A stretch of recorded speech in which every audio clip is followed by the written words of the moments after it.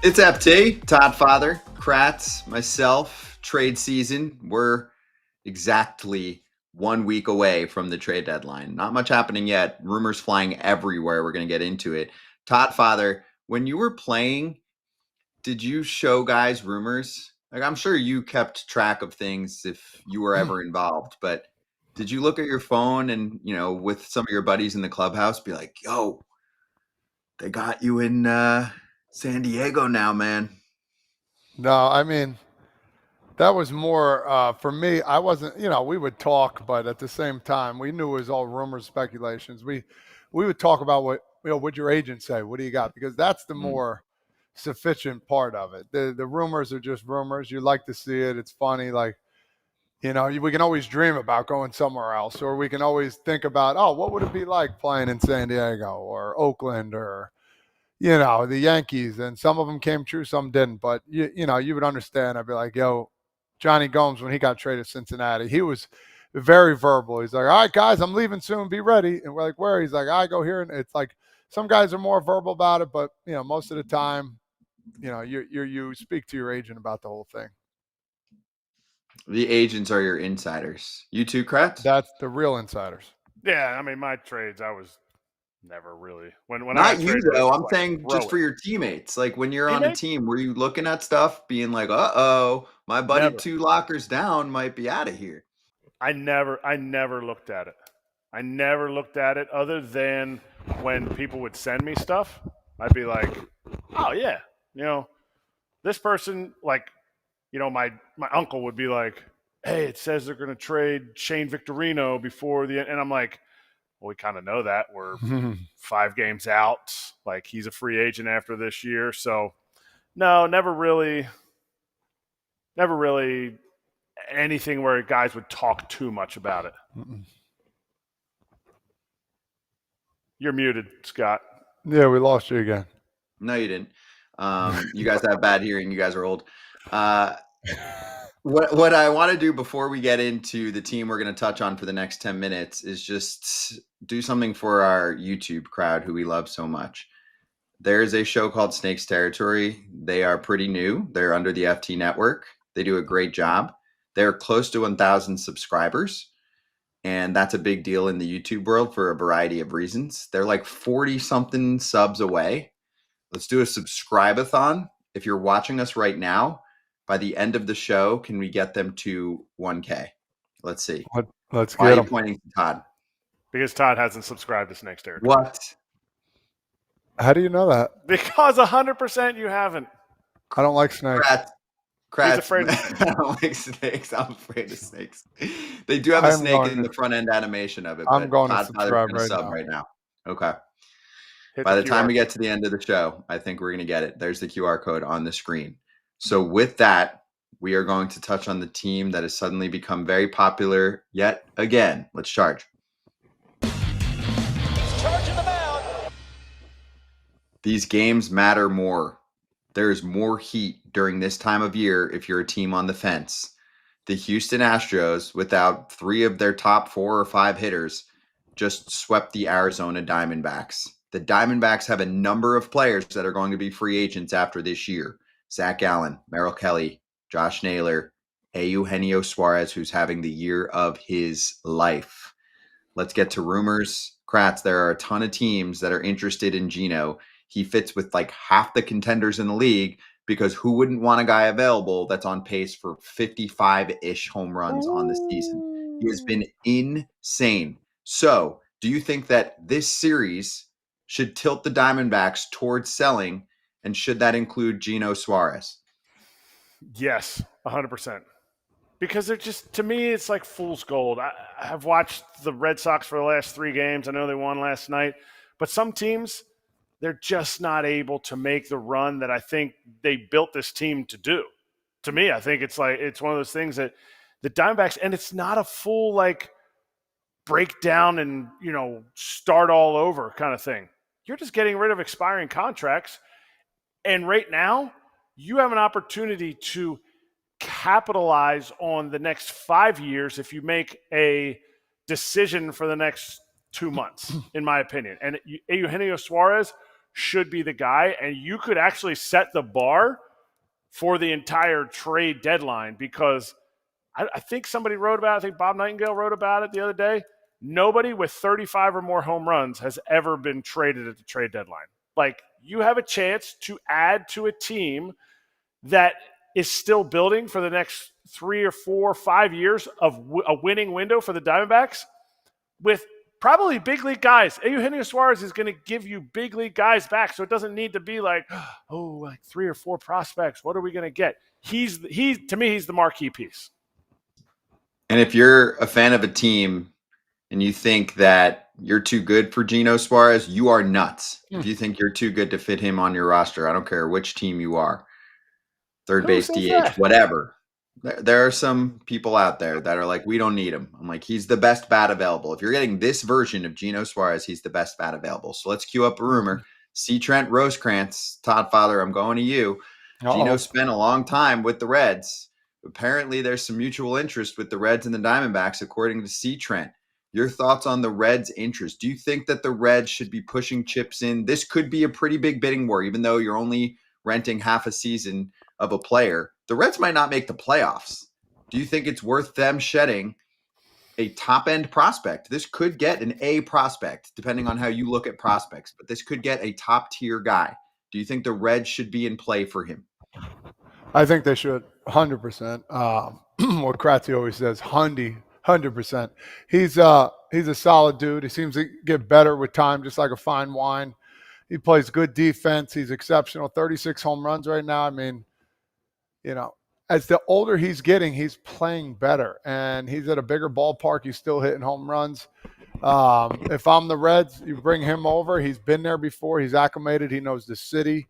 I'm sure he would love to go over there. But, yeah, you're going to have to give up one of your prospects, and you have to be okay with it once you do. So knowing that you can get him and hopefully finish out a good year, make the playoffs, and, you know, go out there these last 2 months or so and get going, yeah, I see any team that needs a third baseman, Yankees, Reds, but especially the Reds. I mean, why not? Why not take a chance on him since he's been there before? He was a fan favorite too as well, and he'll pop 10, 15 more home runs during the year and help this team win. That's crazy. You're still muted, Scott. We are deaf, but he has the most home runs in the National League, and he has the most RBIs in baseball. Kratz, where do you think he's going to end up? And do you have a favorite fit for Geno? Man, I don't see how where their season is at right now, the Yankees don't get him.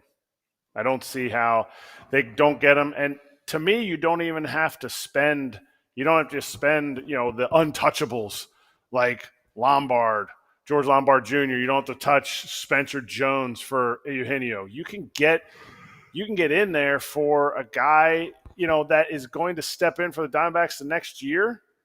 And the Yankees, to me, have the most to lose not going after him. I get it. The Reds have an opportunity, but are the Reds, you know, what are the Reds? No matter who he goes to, the power that he's going to bring, you don't just add, like Todd said, 15 homers for the rest of the season. 2 months of 15 homers, like, to me, I think it's got to be the Yankees, or, you know, the Bronx will burn. Okay.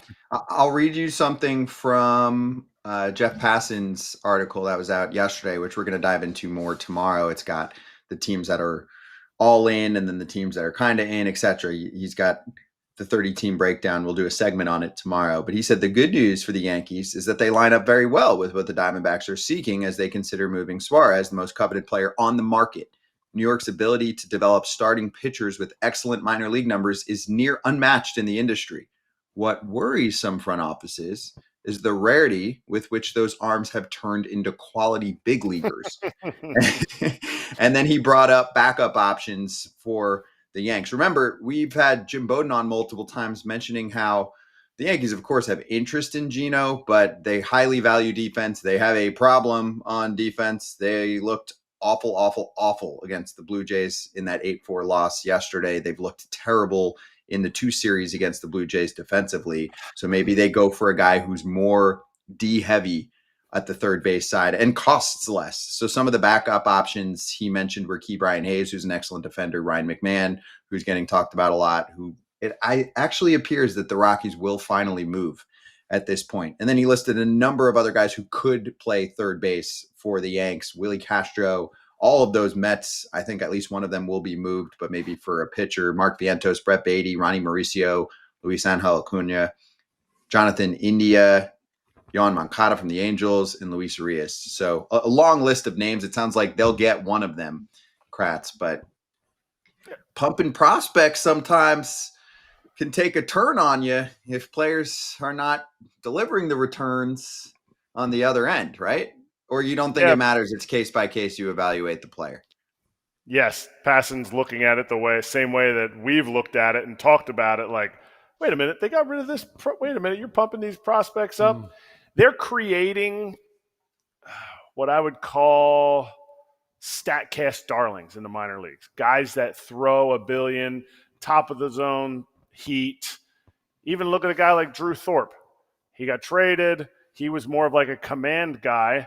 And obviously his injury, that sucks, but they pumped him up. How's he going to do in the big leagues? To me, I think he might have a better chance because he's not a big velo guy. He's more of a command guy. But everybody likes what they have in their minor league system. The Yankees create what the industry wants. It's not the Yankees' job to say, hey, we traded you this guy. Maybe you should continue to do this with him so he has success in the big leagues. This is why you trade a prospect. You trade the prospect, and then the other organization has to figure out how to make him a big leaguer. They have big league stuff, but maybe not necessarily a big leaguer. So I'll finish up here, Todd Father, by looking at some other teams that could be in the mix, aside from the Yankees and from the Reds. What about the Houston Astros? Bear with me, but it does appear, at least according to some people that have thrown reports out there, that Isaac Paredes is going to miss a lot of time. It's a significant hamstring strain. And then even if he does come back, you can figure out bouncing him around.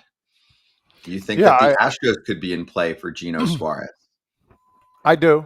I think, you think about the Astros, they're not afraid to make change. They're not afraid to go after somebody. They are a team that always seems to find a way to be involved in one of the top teams in MLB. And I think doing so, they're going to have to get a couple chips and get rid of a couple guys. So, and an injury just happened.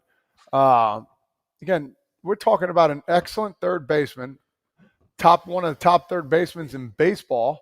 Nolan Arenado is definitely up there, per defense and other metrics and whatever. But you're looking at one of the top third basemen in baseball right now that any team would love. And if the Houston Astros got him, man, that's another step in the right direction for them of, taking even more control of that division and maybe even, winning more games to get them one of the top teams in baseball. So this will definitely be a piece that the Astros would definitely love and definitely help them along the way. I think the number's like $4 million, or $5 million that Eugenio's still owed. It might be 5. I forget. I read Ken's article.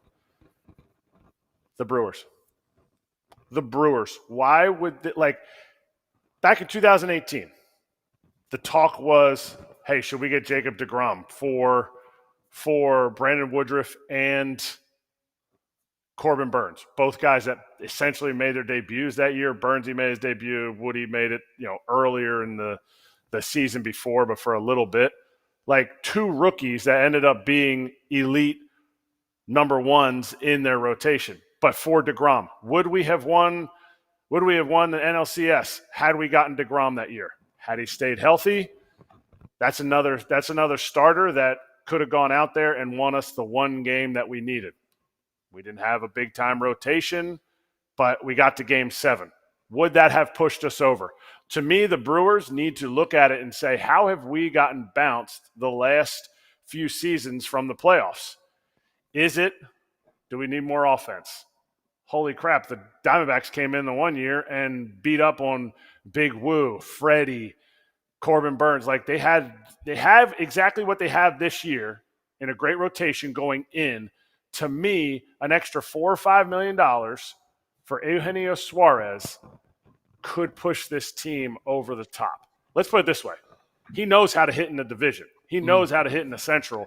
And there's some places that he has had career years as a road player, and you don't want the Reds to get this guy. Not saying the Reds are going to catch them in the division, but just to me, this is their chance for Mark Antanasio to dig into his wallet and spend the extra $5 million on a player that will change this lineup. It's a great call. Ken Rosenthal wrote about it this morning in his notes column.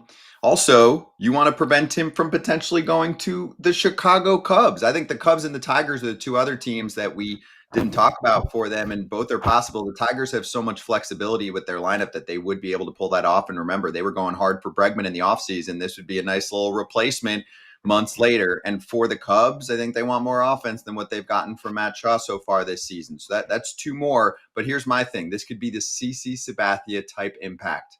This could light up Milwaukee if they're able to do this. And lastly, to play to Kratz's point, Eugenio Suárez wrote about what it takes in the playoffs and how you do need more slug in the playoffs. And that could have been holding Milwaukee back for a long time now. He said, even with improvement in July, the Brewers entered Wednesday 23rd in slugging, 25th in hard hit rate, and 30th in barrel percentage. Remember, you're facing better pitching in the playoffs. How do you match up against better pitching, and how often can you string rallies together? It is harder to do that. That's why you need pop in that lineup. They do not have enough slug in my mind, and this would be the perfect answer. I'm with you. If there's one team that needs to go after him more than any other, in my mind, it's Milwaukee. They've got the prospect capital to pull it off. If we're missing anyone, let us know. If you're catching this later on, drop it in the comments, whether you're watching on YouTube or catching some of these clips on social or listening on podcast platforms, send us a DM on Instagram. Okay. Lastly, one more call out. Snakes territory at the buzzer here. They're going to have probably 4 or 5 shows next week as they trade players away. Our guys will be on the scene. Jesse and Jack are all over coverage of the Arizona Diamondbacks. And right now, if you're a fan of a team that might acquire one of these players, this is the time to get involved. So check out the show. Go give it a sub on YouTube. We'll be right back with a slugger and all-star Brent Rooker. I signed up. I'm subscribed. Banger! Yeah! One step away.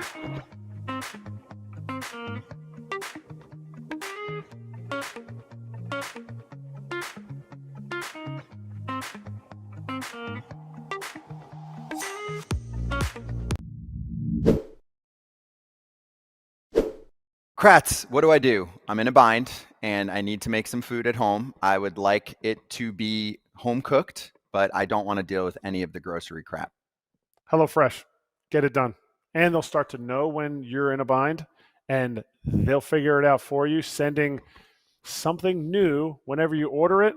It's freaking awesome. Yeah, it is. And there are dozens of menu items to choose from each week. They can also help you out if you need a little assistance. They can kind of cater to what your needs are or what your preferences are. They'll do a little Q&A session for you, and then you can be the star at home. Kratz is a superstar dad at home for his HelloFresh expertise. And if you want to get involved, then you can make sure that your summer is more enjoyable and delicious at HelloFresh.com/FT10FM. Get 10 free meals with a free item for life when you do that. HelloFresh.com/FT10FM. 1 per box with an active subscription. Free meals are applied as a discount on the first box. New subscribers only. Varies by plan.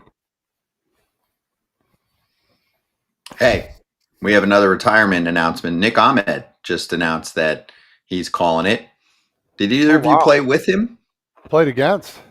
Yeah, for a while, right? Yeah. Two-time Gold Glover. I got to know him a little bit outside of the field at Professional Athletes Outreach, and this dude is like everybody talks about how good of a guy he is. He actually exceeds what everybody's saying. He's that guy. Stud. He is. Just so nice, so happy all the time. 12 seasons, 10 of them with the Diamondbacks. He was a staple over there at shortstop, a very sure glove for a long time with that team. So tip of the cap to him. Congratulations on the retirement announcement. Coming up next, we're going to talk to Brent Rooker. We'll ask him about his all-star experience. We'll ask him about the state of the A's right now. We're excited to catch up with Rook. And if you have any questions for him, you know what to do. Drop them in the YouTube chat. So we'll be right back with that And coming up later, we'll talk to Jesse Chavez. And we got two Jessies today. Jesse Rogers will also join us, and he's going to give us the dish on what's happening in the American League Central and the National League Central. We'll talk Brewers, Cubs, AL Central wise, who's selling? Maybe the Twins, Duran and Jax, maybe the Royals, Seth Lugo. We'll ask him about it.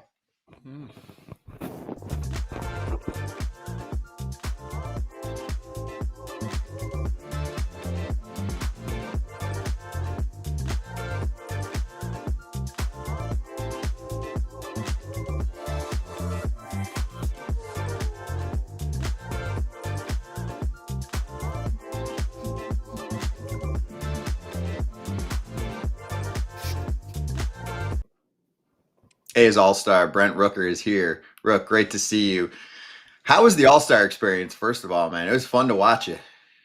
It was a lot of fun. You say that kind of obviously. The All-Star Game's a fun time. It's a great experience. It's a very, very busy 2 days, pretty nonstop for the 48 hours that you're there or whatever it is. But, it being my second time, I knew a little bit what to expect. A little bit, going into it, kind of had a feel for the schedule and what things looked like. But it was a blast, man. I had a great time.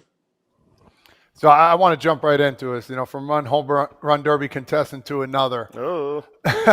Oops. Anyway, experience was awesome. I'm sure it was. You had an opportunity to move on there. We talked about this. I was broadcasting it. We were confused just like you were about, the whatever inch it was left of where the ball landed. Talk to me a little about that. I know you were frustrated. Looking back on it now, I know you're probably calmed down. You're kind of over it. But at the time, talk to me a little about what your thoughts were and what they said to you. Like, how did this just go on, without even, big explanation? Yeah, I mean, in reality, like, my only frustration with it was that, like, no one told me before. Like, I had been eliminated after Cal was done, obviously, but no one told me that. So I was, like, down in the tunnel getting ready, thinking I had a swing off coming. When in reality, it had already been knocked out, and I just didn't know that. Like, Cal was the one who actually told me that that the distance ended up being what it was. And, like, I knew the rule going into it. We all knew the rule going into it, that it's the furthest home run in round one was the tiebreaker. So I had no issue with the rule being implemented. My only frustration at the time was just, like, I wish someone would have told me that I was already out of it so I could have stopped hitting in the cage and stopped warming up again, trying to get ready for a swing off that I thought was coming. You got other stuff to go do. I get that. Was there like a league official there, or it was just Cal told you and you said, okay, Cal's word is what it is. See you later. Good luck. It was just Cal. Like, I came up out of the tunnel, like, walked back up on the field, kind of getting ready at the end of Oli's round there, and Cal comes up to me and he's like, "Hey, did they tell you? Did you hear?" And I was like, "Did I hear what?" And I don't know what you're talking about. He was like, "I got you by like 0.08 inches or whatever it was." So, that's the tiebreaker. And I was like, "Oh, okay." I can't argue with it. Like, if that's what it is, and that's what it is. But yeah, I mean, Cal was very gracious, and he was the one to deliver the news to me. I did appreciate it coming from him. Yeah, but that would have been a lot cooler story if Cal was just like, he came up to you and was like, "Hey, bro, you're out," and you like kind of like, yeah, he just made it up. Like, oh, I just and left. he just made it up, like when you slide into second and the second baseman's like, yeah, he's "Hey, like, you're foul out." ball. Yeah, and you get off the base. That would have been good. You might need to think about that because you're going to be in some more of these. You're going to be in. I hope so. I would, after doing it once, I would definitely do it again. I had a great time. It's a lot of fun. What would you change here? Because you got into a little. You started off a little slower, and then you got into a little bit of a groove there. Would you change your swing at all, or what would you do differently? Was there anything?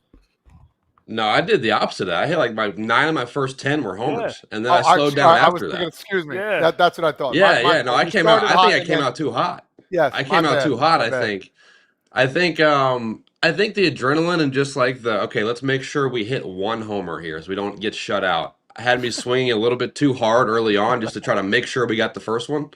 So I think I'd try to pace myself a little bit better, maybe slow the first 10 swings down or so, because I was pretty gassed at the end of it, as everybody is. It's a pretty exhausting exercise there. But I think if I had to change anything, I would take it a little slower for the first like 10 swings or 30 seconds and stop trying to again, it was like the first pitch, I was like, all right, swing as hard as you possibly can so we make sure we hit one and we don't get shut out for these 3 minutes. So I think knowing that what I know now, I think I'd change that strategy a little bit. Yeah, I think you hit like 6 or 7 of the first. Yeah, The right in a stadium was row, and then I electric. ran out of gas. Yeah. And then, so you need to get a little bit more stamina. I get it. It's fine. Yeah, you got But to just start slower. you've mentioned now you ran out of gas in a home run derby. It's a packed 2 days. What could Major League Baseball do for the players so that it's a little bit, maybe a little more spread out? It's not such a jam-packed time, or like maybe that would make other guys come to the All-Star game. Yeah, I think we talked about this a lot while we're there, and I don't know how it would impact scheduling and whether it's possible or not, but I think just making Monday off for everybody would be a massive benefit. You can use Monday to travel, get to the All-Star game site. You kind of have a little bit of downtime to kind of rest and recuperate before because once those festivities start on Monday, it's nonstop for 48 hours. So I think, especially us, I mean, we're coming from the West Coast to the East Coast, obviously in Atlanta. Our flight doesn't land till 12:30. I got 2 kids with me. By the time I get them to bed and asleep, it's 2 a.m. You got to be up early the next day to start the stuff. So it's just kind of, like I said, it's nonstop. It's jam-packed, the schedule. So I don't know if it's even possible or if it's feasible, but the idea of giving everyone that Monday as just a total off day, start the All-Star game stuff Tuesday, which gives guys a chance to get there without being so rushed, I think would be helpful. Again, I'm not in charge of scheduling. I don't know anything about how that works logistically, but if that's at all possible, I think it's worth the discussion. And you would probably get more players there. But what definitely got a lot of players juiced was the home run derby and extra innings. Can you explain like the energy, the feel from down on the field? Because I was in the stands, and it was awesome seeing both dugouts jumping around like we were at a little league home run derby. Yeah, I mean, it's just like it's all the adrenaline of the normal home run derby, but it's a team event now, and you've got guys that you compete against are now pulling for you. You've got guys that you watch play every night and respect like crazy, pulling for you and wanting you to have success. They're normally obviously rooting for you to fail because they're another team, and now they're pulling for you to have success so your team can win it. I was way more nervous to do that than I was the normal derby. I think the pressure is more just because, like I said, you're doing it for your team in a team competitive environment. But I think it went about as well as it could have as far as the actual swing off itself and the energy it brought and the excitement it brought. And I mean, what a cool way to win the exhibition game, right? It's a competitive thing. Every team wants to win, but in the end, it's an exhibition and it's a lot of fun. I think that's just an awesome way to end that kind of thing. How aware were you of how that worked? Were you one of many that didn't even know it existed? No, I had been. Booney did a good job on Monday, kind of like right when we got there. He came up to me and I was like, "Hey, you're going to play the second half, so you'll still be around. And if the game ends in a tie, like this is how we're going to settle this thing in extra innings. So, like, are you willing to do this swing off if it were to happen?" So obviously, I agreed. Obviously, didn't think that it was going to come to pass, but it did, and I was there and I was ready, and it was a ton of fun. Do you feel like maybe some of the guys that left should have stayed around, or do you think that's each their own? Some guys private jets just fly a little bit faster than yours. I don't fault anybody for getting out of there and try to enjoy as much of the break as they can. They obviously guys that left, they came, they showed up, they played their part, they got their innings in, they gave the fans what they wanted to see, and then like I said, I don't fault anybody for trying to get out of there, spend the extra half day with family or whatever it is. Just to try to enjoy as much of the break as they can. Rook, is there anything we can learn from that swing off? Because realistically, you're almost never going to see it, right? You have to have an extra inning situation at the All-Star game. So is there anything we can learn from it for a regular season? Obviously, I know that's a sensitive subject for most, but is there anything we can learn from the amount of entertainment it brought? And then if not, what about for the All-Star game? Like, is there any way to incorporate that because it's an exhibition game and it seemed to be the most popular part of it? Yeah, I mean, no, there's in no way should that type of thing be implemented into the regular season if that's what the question is. But as far as the All-Star game, I don't know, like take a take a break, but like a 10-minute break between like the 5th and 6th inning and do like I don't know, give 5 guys one swing and every home run they hit is a run for the All-Star game. I don't know, do something like that. Get creative with it. You can play with the rules, obviously, in an exhibition game like that now, especially since it doesn't determine home field advantage like it used to. But yeah, I mean, I hadn't even thought about that until you asked the question. But that could be a fun little wrinkle, just to guarantee that you get something like that in the game, because it was obviously a huge hit from an entertainment value standpoint. Fans loved it. I think players enjoyed it. So if you can incorporate that into like the middle innings, just to add a few runs here and there, and get some guys on that stage and performing in that environment, I think that's not a bad idea at all. Dude, you're spot on. I love every second about everything you said there. That'd be so cool. I want to move on, though. Talk a little about Las Vegas, man. Groundbreaking news here. What do you think about the move? And you thought about, where you might need to live there? No, just kidding. But honestly, what are you thinking about the move there in Vegas? Groundbreaking, pretty much. We're excited. Obviously the stadium getting started is awesome. We know it's going to be, from drawings and renderings that we've seen, it's going to be one of the best in the league. It's going to be state of the art. The amenities and the facilities for us, as well as the fan experience, are going to be top notch. And I think, once we're there and established there, I think it becomes one of the better places to play in the league in terms of, I mean, Las Vegas, from all accounts, is a great place to live for families, a great city to hang out in. Obviously, all the entertainment in the world, state of the art stadium. No income tax is a huge draw for a lot of guys in terms of free agency stuff. So I think, once we get there, I think it becomes one of the more attractive places to play in the league. And I think we can build a winning product for the foreseeable future. Carlos Correa made some comments about the box in Sacramento. You play there every single day. What adjustments have you needed to make that you haven't needed to make at other places, or have they made adjustments as the season has gone on to make it? I think he was saying it was like concrete by the 5th or 6th inning and guys were sliding around. Yeah, I mean, our grounds crew's done a good job. Obviously, they are in a very unique situation in the field they take care of. There's a game on literally every single day of the summer, besides Mondays sometimes. So they've done a good job working hard on it, getting the service to be as good as they possibly can. They've taken feedback and made some adjustments for us, added some extra water here and there when needed, added some extra dirt here and there when needed.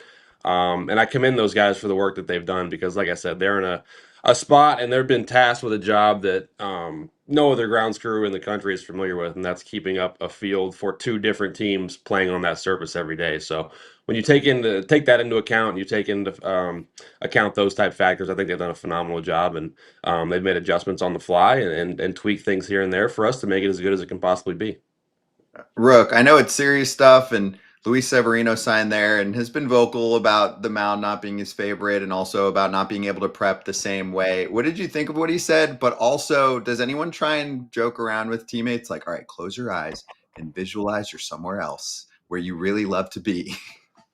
I think as a team overall, yes, it presents its own set of challenges that no other stadium does, besides maybe Tampa's situation and their park. But I think we've done a good job of adjusting and adapting and kind of tweaking our process and our preparation to get it to where it needs to be to go out and compete and play every night. And I think Sevy has voiced his opinions, and we appreciate that as a leader of our team, that he's going out there and he's saying things that he feels and he believes to try to improve the situation for both himself and other guys on our team. But all in all, I think that I've been proud of our guys for how we've handled it. I think we've done a solid job of making the best of the situation. Like I said, making the necessary adjustments and adaptations to make it be as good as it can possibly be. Team question for you in terms of performance. So you guys were excited. We were at A's camp heading into the season. Hey, this could be a sneaky, really good team. AJ, who's on the show almost every day, was like, this playoff team. He was really excited about it. Aside from the, whatever you want to call it, disaster month, right? I think it was like 3-27 in May. This has been a 500 team. You can't do that. You can't take the month out. But what have you can't just take your worst 23 games and not count those. Yeah, exactly. Yeah. But if you did, you guys would be in the thick of a playoff race. And again, I get it. Like, you have to get through the entire season that way. But what have you seen? What's your evaluation? Because I'm sure it's disappointing when you have all of that play being so bad in that one period of time, and then the rest of the time you guys are keeping up with teams. Yeah, I think if you kind of take, you can't do this obviously, but if you take our stadium and you divide it into 2 sections, that bad stretch and then the rest of the games, show us that we are very talented, and then we have the ability to go out and compete with anybody that we play against. We have the ability to go out and beat anybody we play against, and we have the right pieces in place to be very, very competitive. And then the bad stretch kind of shows us where we're lacking, what we need to work on, where we need to improve, the areas that need to get better in order for us to be the team that we want to be throughout the course of the entire season. I think you see a ton of talent, a ton of potential on our team. I think you also see a ton of youth on our team, guys that are learning what it means to play every single day in this league, what it means to fail in this league, what it means to have success in this league, and how those two go hand in hand. I think you have to learn how to do both in order to have sustained success, both as an individual and as a team. You have to learn how to succeed, but I think more importantly than that, you have to learn how to fail. You have to learn how to deal with those failures and have to learn how to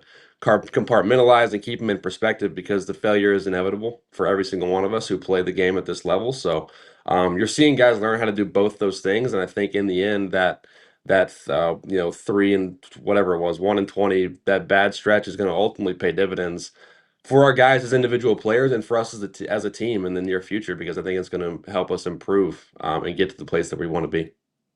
Has the front office given you any assurance that you're not getting traded? You signed an extension, and people are I'm not going anywhere, Kratzy. We're good. I'm staying. Good. You've gotten that assurance. Yeah. Does that make you feel better? Yeah, for sure. Like I said, I signed the extension because I'm where I want to be. I believe in what we're doing. I believe in the people that we have on our team, on our roster, on our coaching staff, in the building. I believe in everything we have going on, and I want to be a part of that. So that's why I decided to, or one of the reasons why I decided to sign that extension and stay here. And I will not be going anywhere this trade deadline. Boom. There you go. It's actually important that you said that, because this is the week of the year where rumors go nuts, and that you actually get insiders that will throw one thing out and then another will come out and be like, actually, that's not true. So it's nice to get it from the player themselves. Love it. Rook, well, thanks for joining us, dude. This was great. Appreciate the time. Congrats again on the awesome All-Star run, and good luck the second half, dude. We'll catch you down the road. Thanks, guys. Appreciate it. Appreciate you. Brent Rooker from the A's joining us on FT. Be right back.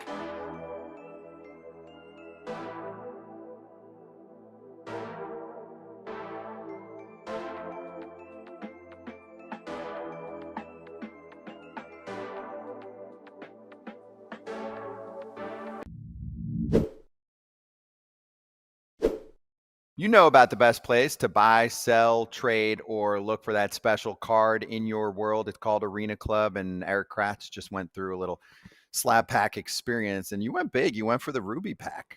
I love it. I love clicking on the Ruby pack and knowing that I'm going to open something that is going to be epic.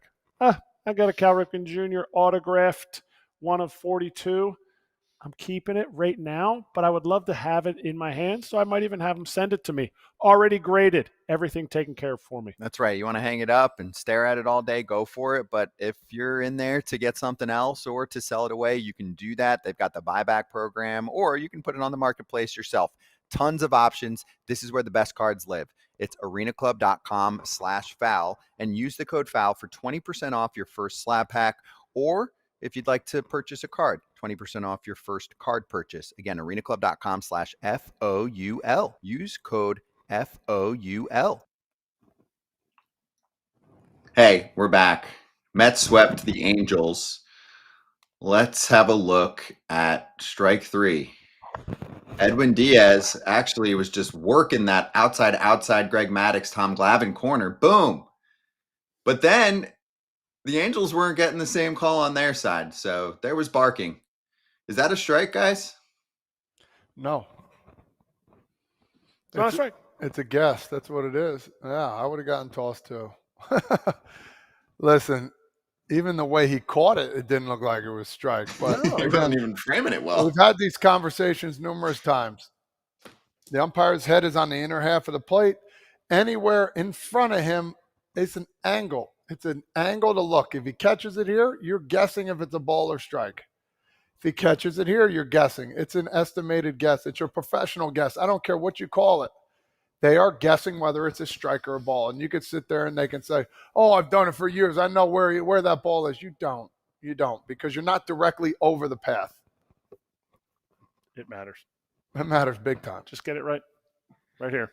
2 of them right at the end of the game. Boom. 2 balls instead of 2 strikes. Rengifo gets a little bit of an extra chance. Or Google Livan Hernandez World Series. Oh, my God. You'll see the same pitches. I mean, come on. That was awesome. That was our boy Erik Gregg Listen. he was told that he shouldn't change the strike zone. Oh He goes, my "Don't tell me gosh. what." That's a little league umpire, bro. You got to adjust to him. Fair. Not saying he is, but that game was little league strikes.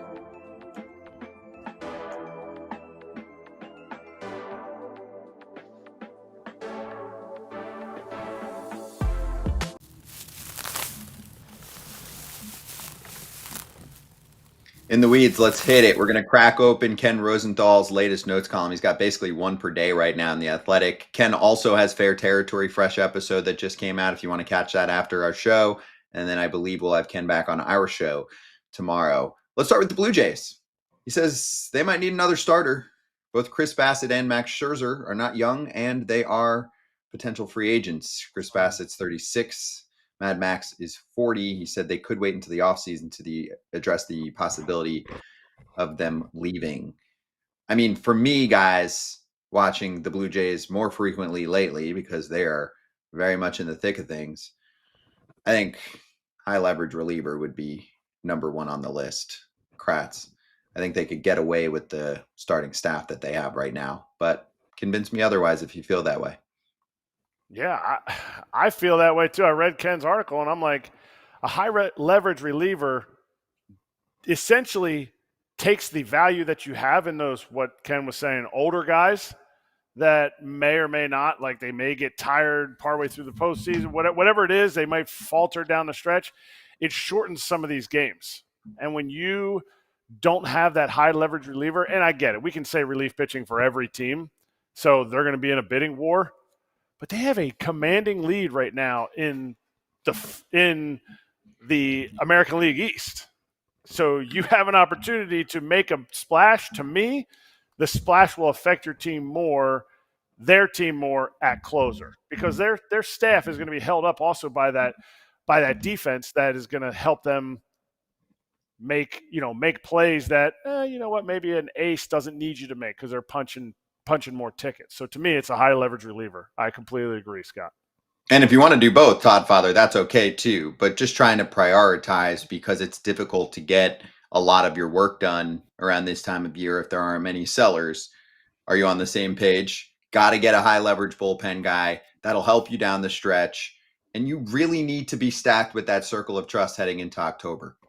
Yeah, I mean, if you have one or two starters that are in trouble, I mean, that's going to be your priority. But we talked about this numerous times about how in the playoffs, for some reason, they don't trust their starters. They only go 4 or 5 innings. So you're going to need 4 or 5 innings of relief.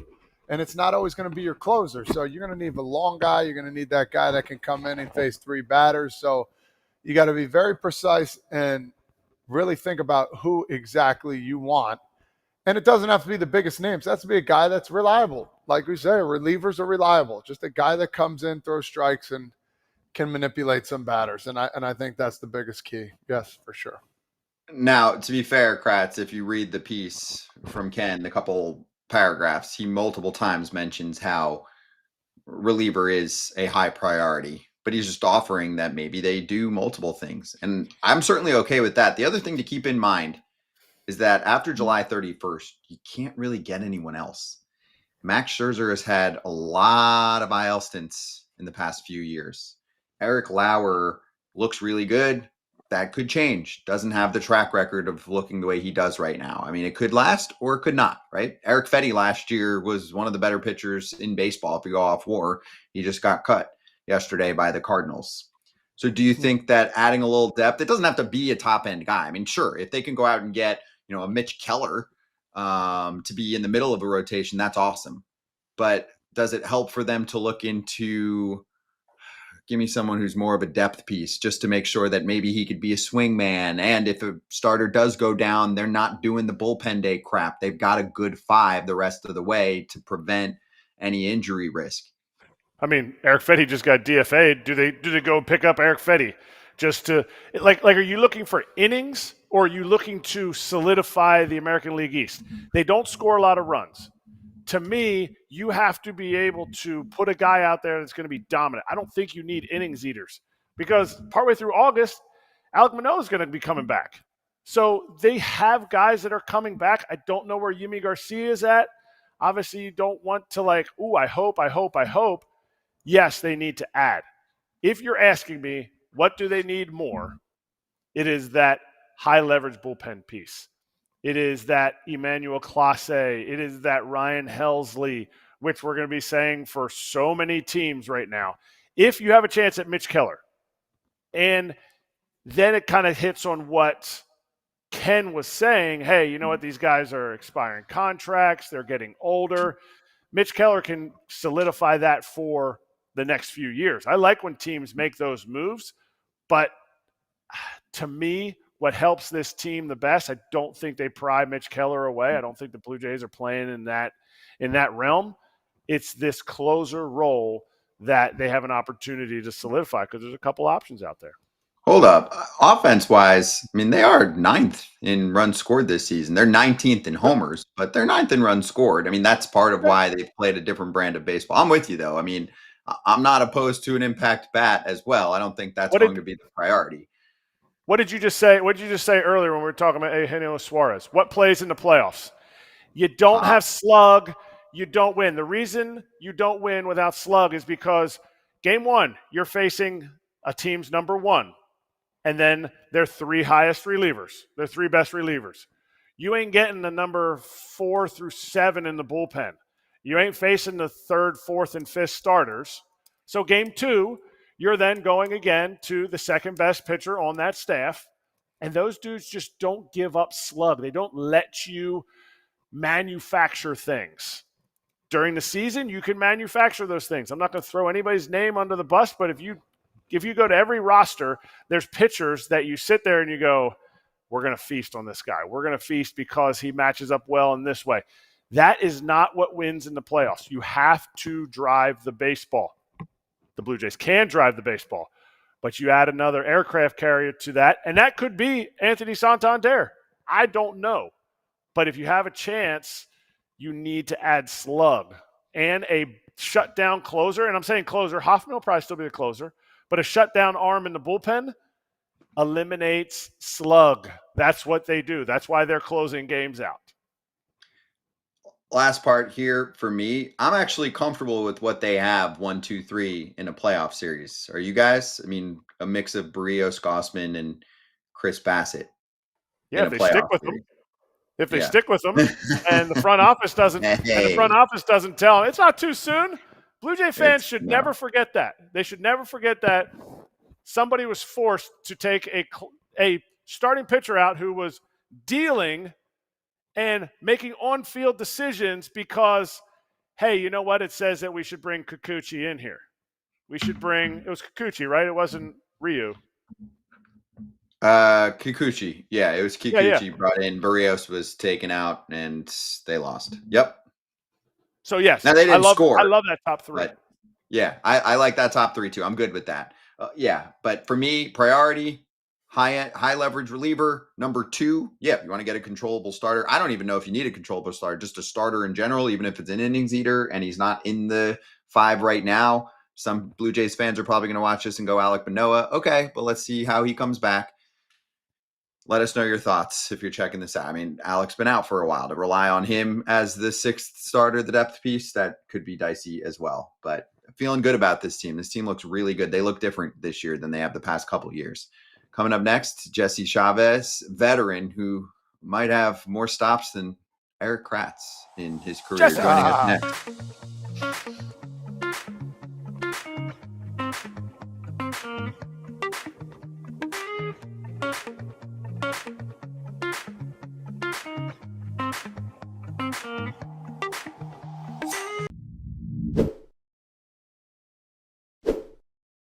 Time for a quickie break. Todd Father and I are going to tell you about Huel, but it's mostly going to be Todd Father because I'm going to take a sip. Well, we're talking about Huel, 27 vitamins and minerals. It's a complete meal. Let's listen. We all have busy schedules. As Scott's sipping it down, it looks delicious. It tastes delicious. When we're on the run, we need something to eat quick. And guess what? Huel is there, all different flavors. Scotty loves them. I love them. And I love how variety-packed it is, and we can eat them any time of the day. That's right. Yeah, check out the website. There's bars. There are so many different flavors. I love the black edition. Chocolate, 35 grams of protein. There's strawberry shortcake, coffee caramel, cookies and cream. I can go on. And you get yourself 15% off if you're a new customer using the code FOUL at Huel.com/foul. Please see our description for the terms and conditions. Skip the stress, not the nutrition. Try Huel today for complete nutrition with the code FOUL at Huel.com/foul. I'm going to sip a little Huel for a minute while Erik Kratz brags about Shohei Ohtani, who looks quite strong. He's getting his protein. Ooh. He's got homers in 5 straight games. He pitches too. I don't understand. We're not even going to talk about pitching here. I'm going to talk about, if you go back, I think it was last year, or maybe it was his last year with the Angels. Whatever it is, watch where he's hitting these balls. The first one, he went to the second deck of seats in LA. Oppo. Lefties don't hit balls up there. High up. And a lot of these homers that he's been hitting in this stretch right now, he's going Oppo. He went a rocket to left, like a righty 2-iron. Like when he's staying on the baseball, he goes through stretches like this, and the balls, they're not staying in the yard.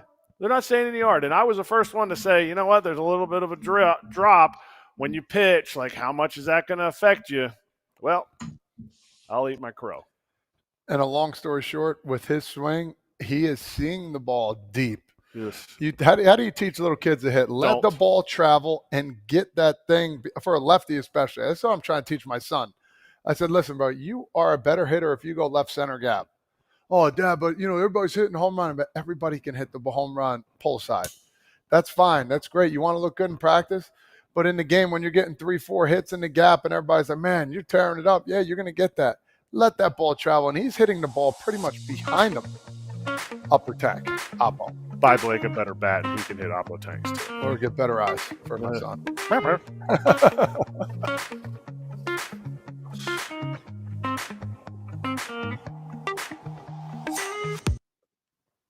Major League vet pitcher Jesse Chavez joining us on FT right now. Jesse, great to have you on the show here for the first time. Todd Frazier, boy, we had been hearing about Jesse for a long time. One of the best teammates in the sport. Yes. And remember, Todd, the other day, we're like, how have we not had Jesse on yet? Appreciate it for having me, guys. Yeah, thank you. Just try to instill what all the older guys did before me. That's all. It's been incredible to follow. So and let's get to how this season has gone. Obviously, just the other day, outrighted by the Braves, elected free agency. What's next for you? All honesty, I haven't picked up a baseball since my last pitch in St. Louis. As of now, I don't think we're gonna keep going. I think this is it. Time to turn the page. Focus on the next chapter in life and go help all the young kids, all the stuff that I did, so they don't have to take 2 steps backwards. They can take those 3 steps forward. That's incredible for you to come on here and basically, say your retirement. I'm not going to say you're fully retired because all of a sudden somebody might give you a call for an injury. But again, your career has been absolutely spectacular. Every time I look, I'm like, how's my boy still playing here? How the heck is he doing it? Because guess what? 1, determination. 2, pure athleticism as a pitcher, and you're healthy, man. You're healthy as can be, and you threw strikes and you got after. But I appreciate everything you've done for me, even though we played for a little bit in Texas. We had such a good time being with the boys, and I'm going to say now, congratulations. If this is the end, well deserved. Ride off in the sunset in your new cars, those old school cars you got, and just skate yourself away, baby, in California. Let's go. Thank you. I appreciate it, man. That means a lot. No, I mean, yeah, this has been a great ride, way more than I expected to from a 42nd round draft pick. The thing is I was given a gift early on. I understood it, but it was, how am I going to make it last? How can I keep it going for this long? And I always said, I want to go out the way I came in, being able to roll out of bed and throw a baseball. And fortunately, I'm still able to do that. And like I said, I had a conversation with my college coach. He's one of the biggest mentors in my life. Then you go to the background of my family, my wife and kids, being there the entire time from day one, and then allowing me to go through this, being a knucklehead and just being stubborn with this, trying to get what we want to get accomplished, to where we're at today. And then the people that I came across, you guys, you two in the booth, those conversations we had, the talks, watching you guys go about your business as professionals, the guys I had my first year in pro ball all the way up through to my last day. All the conversations we had, I still took that and tried to learn. And, this game's still about adapting, right? So I felt like I went from, throwing 91, 92 when I came in to throwing 100 and then now throwing, 89, 90. So I always understood how to, if I wanted to stick around, you had to make moves, make adjustments, whether it was, moving on the rubber, throwing a different pitch, committing into one, banging one so it doesn't work because it doesn't work anymore. It was all about that and the conversations I had early on. I think that's all it boils down to. All right, I want to go early on. First of all, anytime I can shout out like a 2002 draft pick, that is I'm always going to shout those out because we're part of that. Now, you got picked much later than me, so it must have been that I was a much better player because picked in the 29th round. They waited for you in the 42nd round. So that's where it's at. But we never actually got to play together.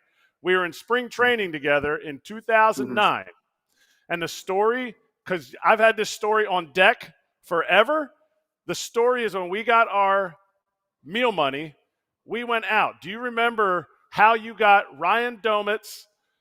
Who else did you get? Sean Burnett's, and I forget who else's meal money. Do you remember? We were all out hanging out, and we just got the meal money envelopes. We used to get a meal money envelope, and Todd remembers, it was like $1,000, $1,200 of cash. Do you remember how you got all their meal money one night? No. Okay. They said, Domit was the one that came up with it. Domit said, Jesse said, would you ever lick a urinal cookie for all of our meal money? No, that was Sean. That was Sean, not me. So then you lost. So then you lost the money too. So you gave your meal money away. Okay. I gave that away. Yes. Did that. I love that. Yeah. I can't like that's the kind of stuff like hanging out with the guys afterwards and like, are you gonna miss that now that you're Dunsky? Yeah. I would say that's probably the biggest part. What we do on the field is what we're expected of, but being able to hang out outside, talk about life, talk about family stuff, how the kids are, how's the wife doing, how is everything going off of the field. So that way, we know when we show up when something's going off on the field, we don't look the right way. We have an empty face, or we snap a little bit more when we're going in a conversation, or the tone might not be differently. But being able to understand that and leave the stuff at the field and the stuff away from the field, which is the family stuff, but mesh them both to where we can get our job done at the same time, it's huge. But, so that's how I look at it. Which time that you signed with the Braves is most meaningful to you? Obviously, this year you got to sign back. It's your last uniform you'll put on. You won a World Series after, I think, signing a minor league contract, if I remember right. Mm-hmm. Yes. Is there one time that you'll be like, wow, I remember that because the kids remembered it, the wife remembered it, or this happened? 2021, because it was the only offer I had. That one, it was the only offer I had after being first opening day I was at home from any affiliate or in affiliated baseball, so to speak. First time I was ever at home, and they were the only one that offered, and I felt I wasn't done. I felt the way I ended spring training that year with the Angels wasn't right. Rolled my ankle and had a subscap thing going on. But other than that, I rolled out of bed one day and went up top on the basketball court, threw a baseball, and arm felt good. I was like, all right, let's give it another try. Sent some numbers out, and they were the only team that called. And it was a blessing in disguise. I'm going to go back to this retirement thing we talked about. What told you it's time to hang up? Was it family? Was it, just been playing for too long now? I want to be home. And my last question, if you did get the call, in the next week or so, are you going to say no? You know what I mean? There's questions you got to talk to yourself about. Yeah. No, I mean, if it would be a big league job, yes. I think it's the way the upbringing is in minor league systems. Watching it from afar, it's not about development anymore. It's about, who's the hot hand and let's see what happens. And then I feel like some kids, when they get to AAA now, watching them from on both sides, it's like they think they're in the big leagues when they're in AAA because they're right there, and that ain't it. It's not the way it's supposed to be, you know. And I'm not gonna, unless I'm a coach. It's the only way I'm gonna deal with it. Yeah, we all got stuff we want to get accomplished, and that's getting back to the big leagues when we're in AAA. You know, and then in the big leagues, you see the same thing. If on other sides and both sides of it, you want to be on that side of the coaching side to instill that little, hey, come on now, there's 162. I know it's tough, but being able to, when you see the end, which is holding up that trophy, it's a little different. What's the difference in the players that you've seen since the beginning of when you got called up to the big leagues in 2008, I think was your first year, to the guys that are getting called up this year in 2025?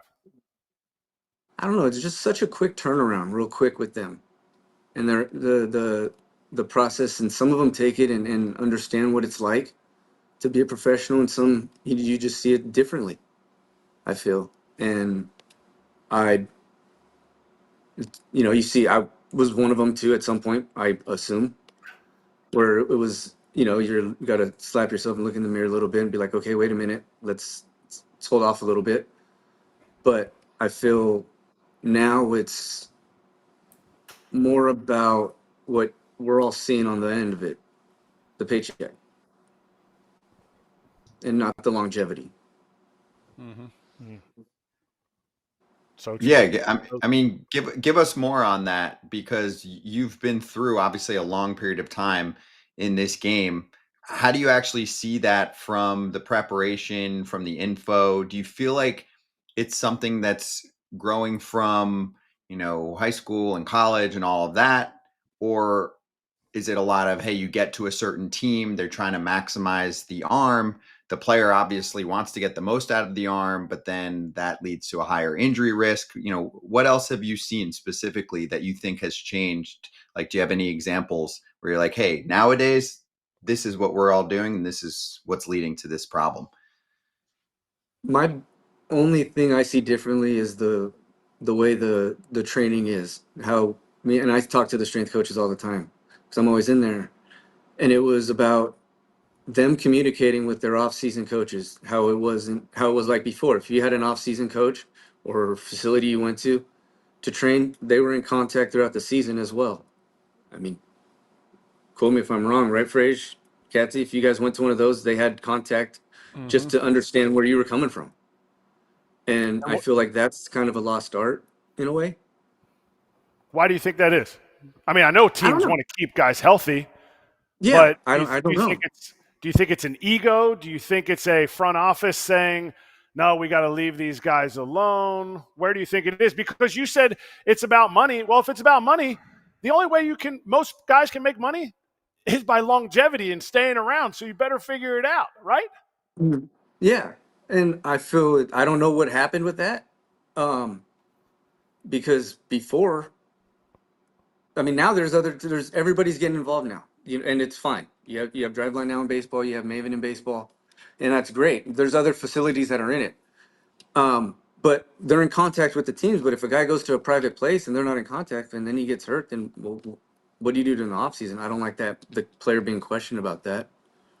It doesn't make sense because they're trying their hardest to get prepared for 162.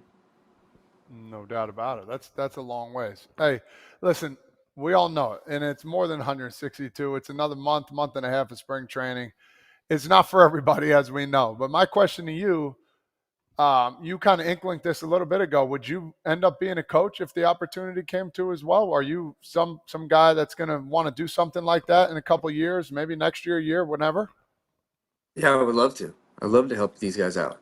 I feel like I was given a lot more than I should have, and to go back and give it back for however long I can. I mean, I think that would be great. Conversations I can have with them, just on the field about how off the field preparation can take over and to make it a lot easier once you step between those lines. The philosophical talking, easing them through it, understanding who they are as a person, so that way now when they get on the mound, they're that person and not trying to be somebody that they're not, or trying to be, I should say.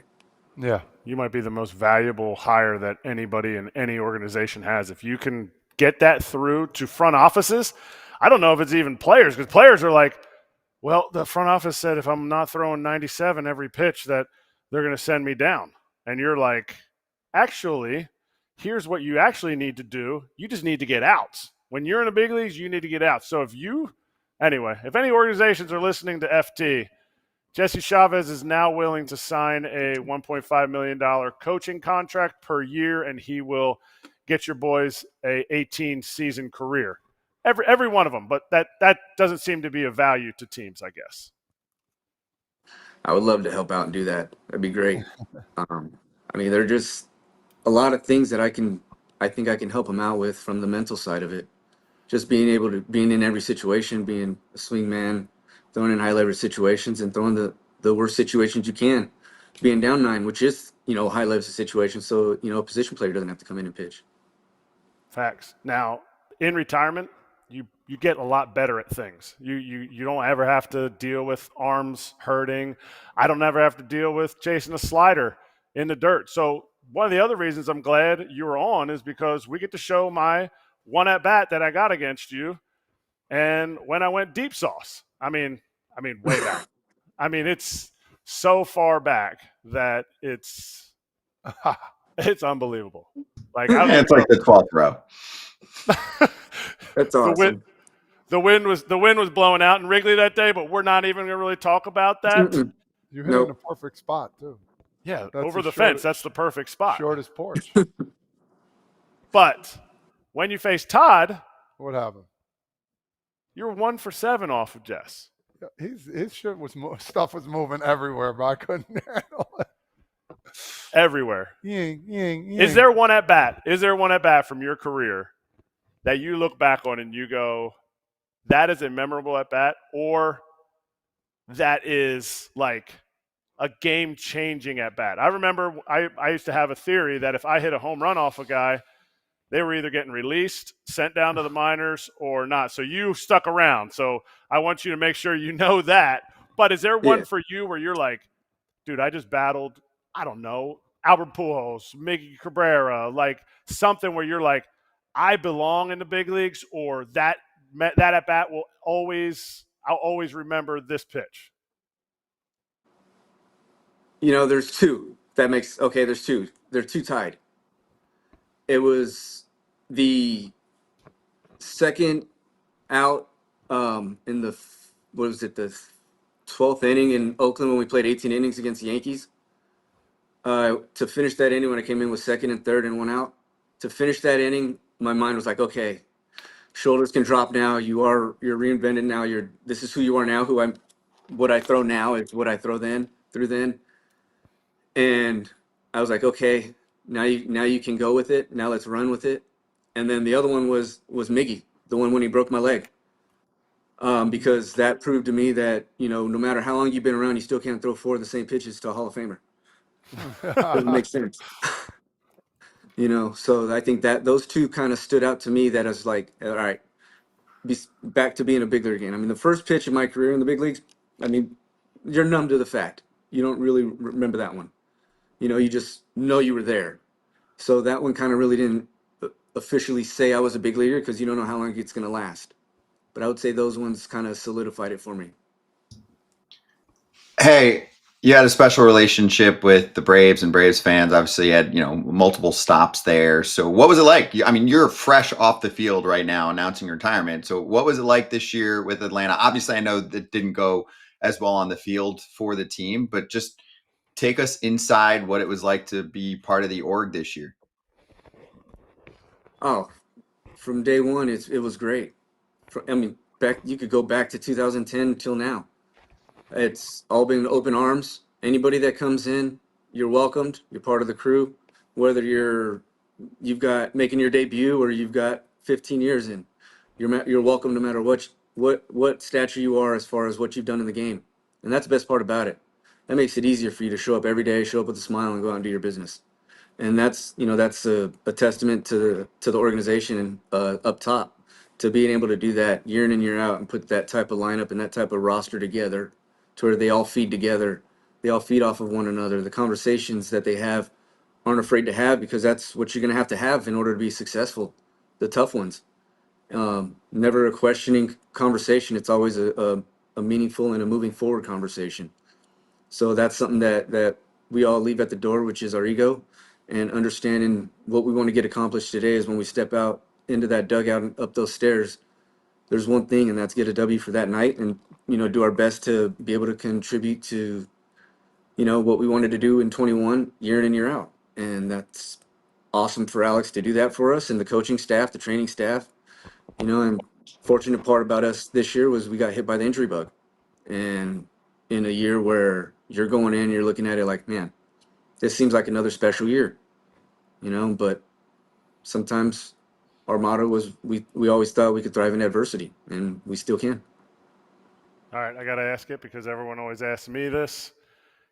I need you to name, in order, you can sans minor league teams, because I always have to put in my minor league teams, in order, all your big league teams. Can you name them from start to finish? From start to finish, let's go Pittsburgh, Tampa Bay, but it didn't count because it's an off-season move. I didn't suit up. Does that count? No, that So I appreciate that. counts, I right? appreciate that. Yep. Okay. All right. And then Atlanta, Kansas City, Toronto, Oakland, Toronto, the Dodgers, the Angels, the Rangers, the Cubs, Rangers,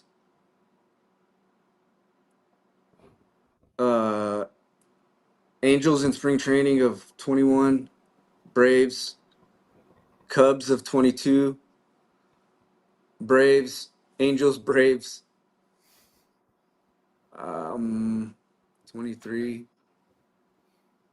was Braves, spring training, 24 was the White Sox, then the Braves, then this year was the Rangers, Braves. That is Hey, he did it. He did it. Wow. Wow. Man. Wow. That's how you deliver under pressure. That is impressive Oh. to go through it like that. Crazy. Baseball player memories are just different. That was very Mhm. impressive, Jesse. Well, dude, we appreciate having you on. I mean, last thing, does it feel like a weight off your shoulders? Like, how do you feel when you come on here and say, "Hey, I'm calling it," from someone who did this for a long time and who didn't give up and bounced around to teams? Like, does it feel like you're ready for the next chapter, whether coaching, hanging out with fam, the whole thing? Yes, absolutely. Okay.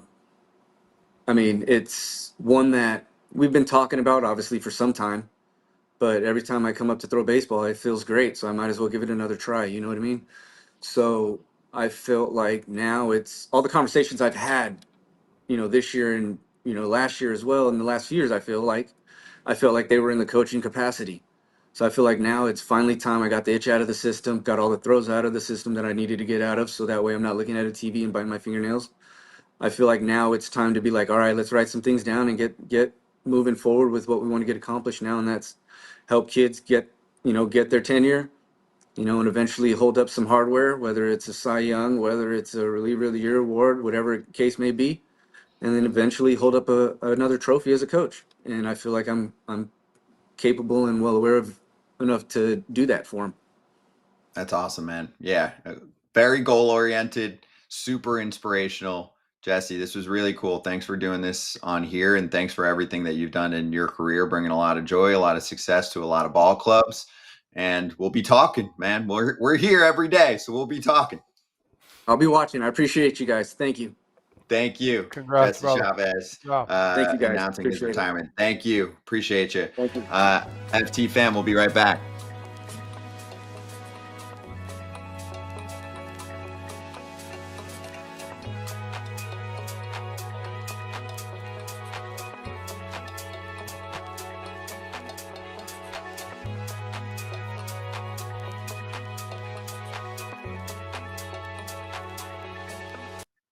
Hey, here we are. What do you guys think? He's a stud, man. This guy, one of the nicest human beings too, as well. Like whether you're a rookie or not, he's going to treat you the same. And he just went about his business, man, every single day. with not a complaint in his body and just wanted to play this wonderful game of baseball. And I give him credit. And I was lucky enough to be a teammate of his. So I'm happy for this guy. He deserves all the long retirement right now. He played for that long. Whoo, baby. Enjoy it, big dog. Yeah, he put a lot into it. I think it's crazy too. I mean, we kept asking it like, are you done? Are you done? Like, his career is not like Todd's. It's not like mine. It's unique to him. And you heard how much he had to like lock in, figure it out. The next day wasn't given to him. It was never, had very few guaranteed contracts. All that stuff, that's hard to just turn off. It's hard to just say, I'm retiring. Why? Because you're always thinking, I still got it in there. And I think Todd still thinks he has it. I still think I have it. But it's a matter of making the decision to, like he said, not go back to AAA, to spend more time with his family, to spend more time pouring into people. Like, you heard a lot about his mindset, about himself. Now I think he's going to be able to turn that mindset towards his peers. 18 seasons. Played in part of 18 seasons, and he is turning 42 years old next month. 2002 That's the good draft. stuff. That's crazy. The 2002 42nd draft. round. Yeah. That doesn't exist. I thought I was late with the 29th round. He was 42nd round. Do you remember those days? There would be like 50 rounds. Yeah, I remember guys, because I was hoping I'd get picked in one of them. Guys in college were just, I got done and like hours and hours later, I'm like, hey man, still partying over here. Where you at? Oh, we're in the 40th round. I still got a shot. I hope I get picked. It's now not, they took that away. Funny, but at the same time, you're like, dude, that's how it used to be. Just give me a chip and a chair, they used to ask. Just give me a little something. But if you're that far down the ladder these days, Kratz, you got to go to indie ball. That's not it. That's not it. I've seen it. How else do you crack the bigs if you're not getting picked? Crack the bigs. They sign undrafted guys, but I'm saying, how do you crack an organization? That's the biggest thing. You got to get an organization first. Then you got to work your way up through the minor leagues because you ain't got no money, and they gave money to other people.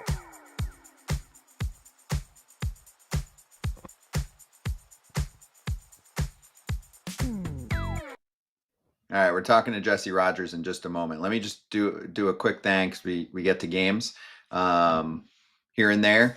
The Tigers have lost 9 of 10. They were just swept by the Pirates. Any concern level from either of you before we bring on Jesse?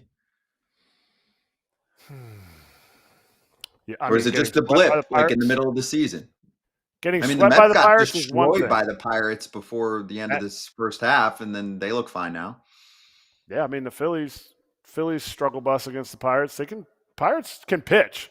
So to me, the fact that they didn't score runs against the Pirates is the concerning part, because you feel like some of this lineup has been kind of like, ooh, yeah. Like we're in it, we're not in it. Wow, this guy's having a career year. Are those guys going to continue their career years? To me, this is a great kick in the butt. Maybe they go get a Eugenio Suárez to solidify that lineup. Ooh, all right. Well, let's bring up the man of the hour then. And that's Jesse Rogers, not Geno Suárez, from ESPN and ESPN.com. Jesse, great to have you back on. I know you're hustling right now. Let's get right into it. Do you think that Geno Suárez could be a fit for a team like the Tigers? If not, we talked a lot just now about a potential NL Central battle with the Cubs and Brewers going after a bat like that. What are you hearing? Yeah, let's go through it. The Yankees, the Mets, Mark Vientos hasn't been very good. The Brewers, the Cubs, the Mariners. Yes, Tigers, absolutely. He's a fit everywhere. He's a great clubhouse guy. He continues to hit home runs, home, road, doesn't matter, against all sorts of pitching. I think there's going to be a nice little battle for his services, especially for the teams that are a little bit offensively depressed, which I wouldn't necessarily include the Cubs in that category. The Brewers score runs. They don't really slug as much. But any of these teams could use him. It's going to come down to, what are you offering Mike Hazen? If I'm him, I have a for sale sign on, and I'm taking offers for a guy like Suárez. It's a rare year where a third baseman / DH, whatever you want to call him, is available or needed by so many teams. So I think he's a fit in all those cities and could really help some of those teams that are having some struggles offensively. let's just sit at third base in the Central, because Yeah. all we hear from the Central is, oh, we don't have a lot of money, we don't have this. Well, Eugenio Suárez isn't really going to cost a lot. I get it. $5 million for the rest of the season is technically prorated a lot for what's going around in the Central. The one team that has money, the Cubs, really don't spend that much money. Is Ryan McMahon somebody that is able to be sent to any of the NL Central third baseman needed clubs? Because he plays defense. He's not just a rental, which small market teams want, but he's also costs money, which small market teams are saying, no, we don't want to spend money.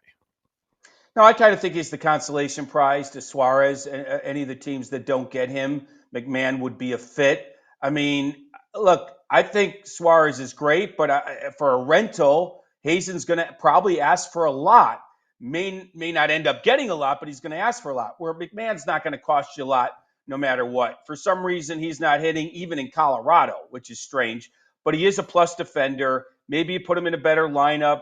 For example, with the Chicago Cubs, you could split time as a lefty in the box with Matt Shaw, who's a righty. It could work out pretty well. He's facing kind of the guys they want him to face, and he certainly wouldn't be a middle-of-the-order guy. So change of scenery certainly makes sense to me for Ryan McMahon if you're trying to buy, some stock on him, thinking, well, he didn't have a great season in Colorado. Well, maybe a change will do him good. So I think Suarez is the prize, and McMahon is the consolation prize.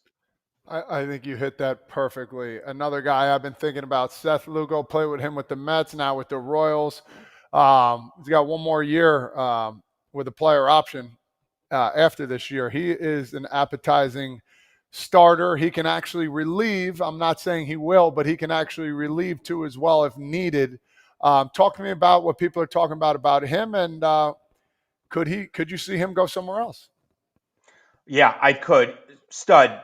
Pro's pro. I mean, what are the adjectives you can use that describe him in a positive light? Tell me, because that's what he is. I was at Wrigley Field yesterday. This was a hitter's day. Wind blowing out, 95 degrees out there. He gets through 6, keeps the ball in the park. His counterpart, Colin Ray, gave up 3 2-run home runs. And then the Royals hit another 2-run home run against the Cubs bullpen. So it was that kind of a day for hitters, except not for Cub hitters. So, I mean, this guy can get it done. He's a playoff caliber pitcher.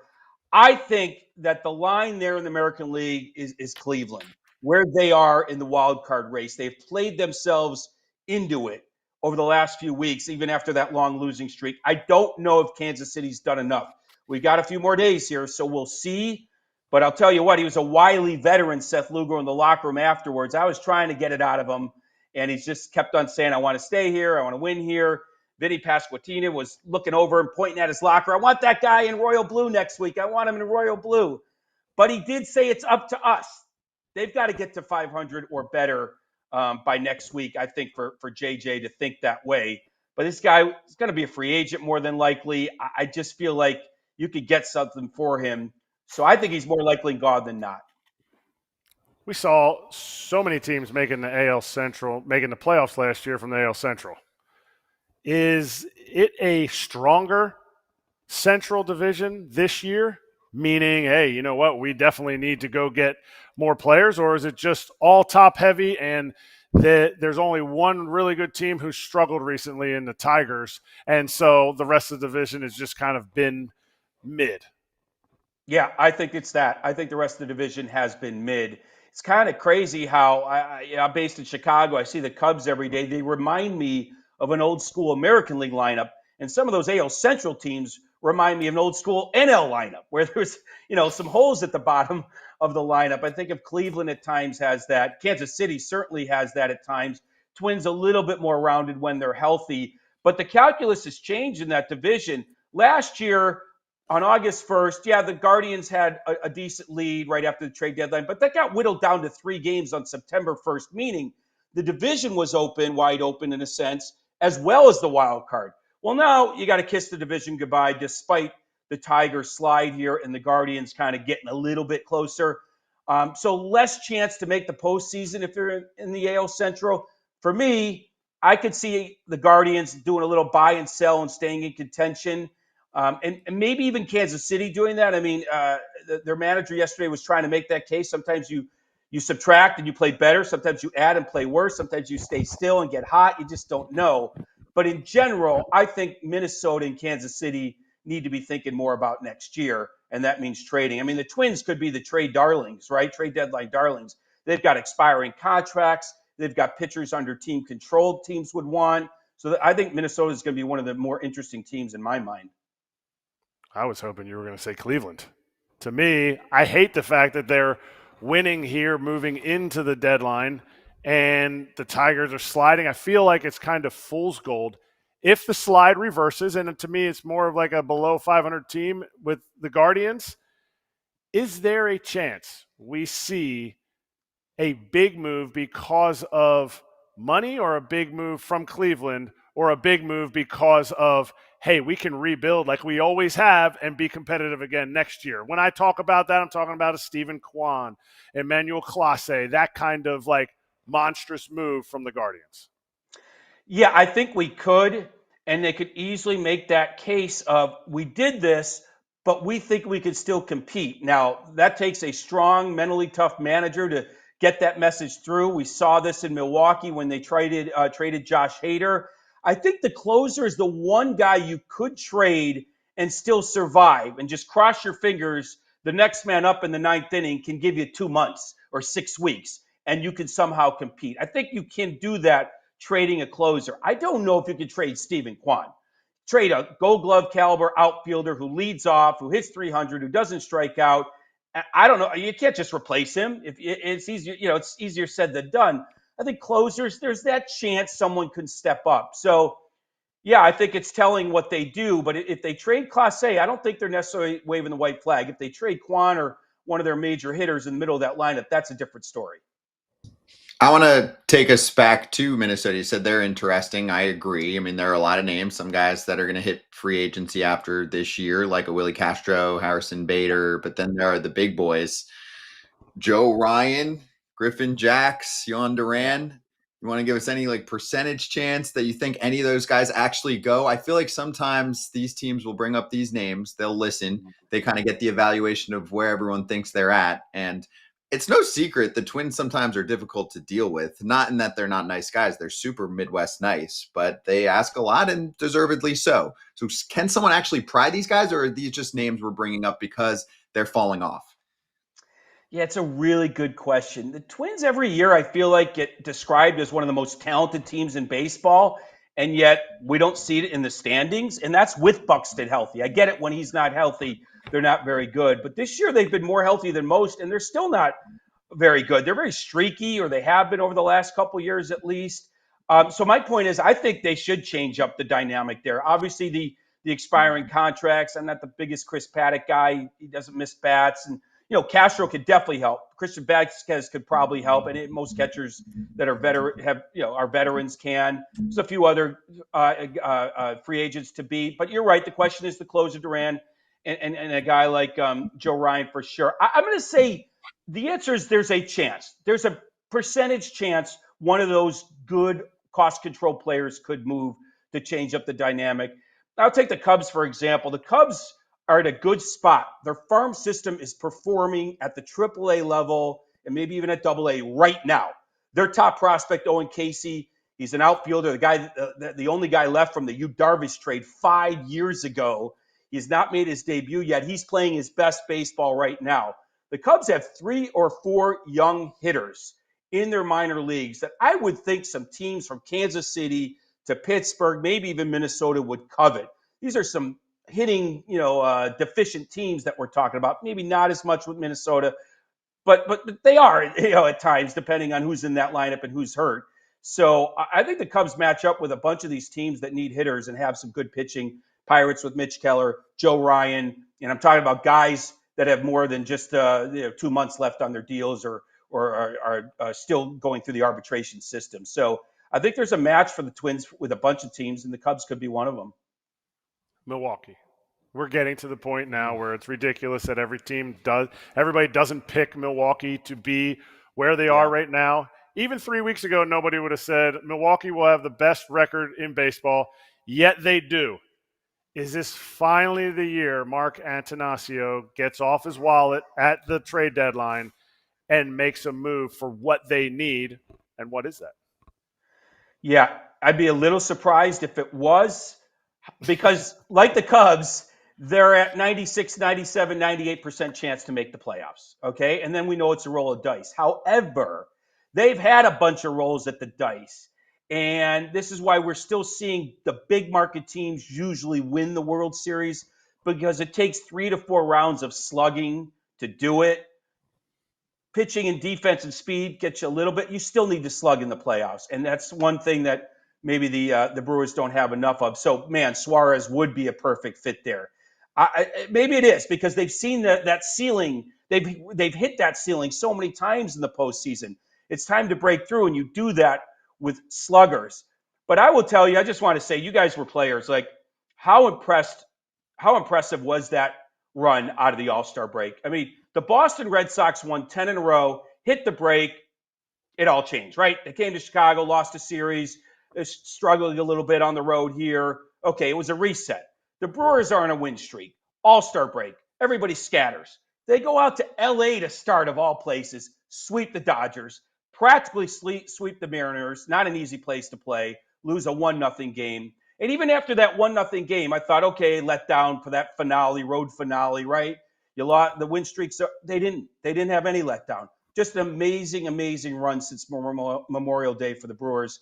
Those fans do deserve a big trade deadline acquisition. I think they'll make moves. I don't know if they'll make that big move.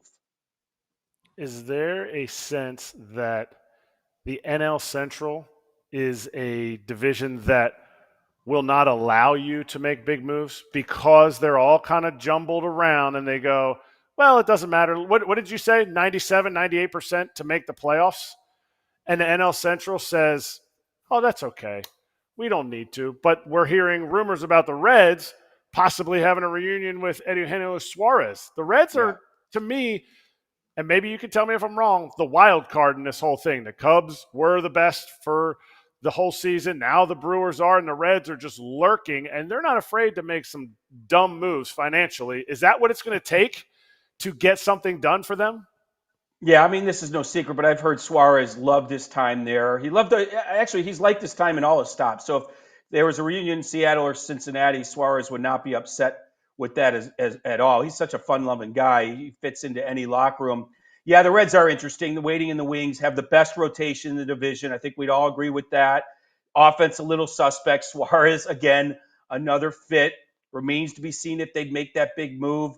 But I almost feel like when people ask me about the Rangers leading to the deadline, you think Bruce Bochy and Terry Francona have time to reset and let's go young again and things like that? No. And you see the Rangers actually playing some good baseball. I think the Reds are going to do everything they can to add and make that push. The worst thing, here's your hope if you're a fan of one of these teams. You hope your owner doesn't know about Fangraphs, because if you go to Fangraphs probabilities and you're at 97% making it now, why should I spend money and assets to get to 98%? But of course, it's not just about making it. It's about doing some damage in October as well. Whoever's at 97% now to make the postseason, I guarantee you, is no better than 10% to win it all. So, the Cubs in 16 is one of the best examples of really pushing your chips all in. Listen to this one. They traded their top prospect, Gleyber Torres, for Aroldis Chapman, and it worked out pretty well. Teams do not do those sort of things these days. So I'm with you guys. Even if it improves your percentage is a little bit, go for it. Let's go. Next season is not promised to anybody. So I love to see the Reds do something dramatic like that.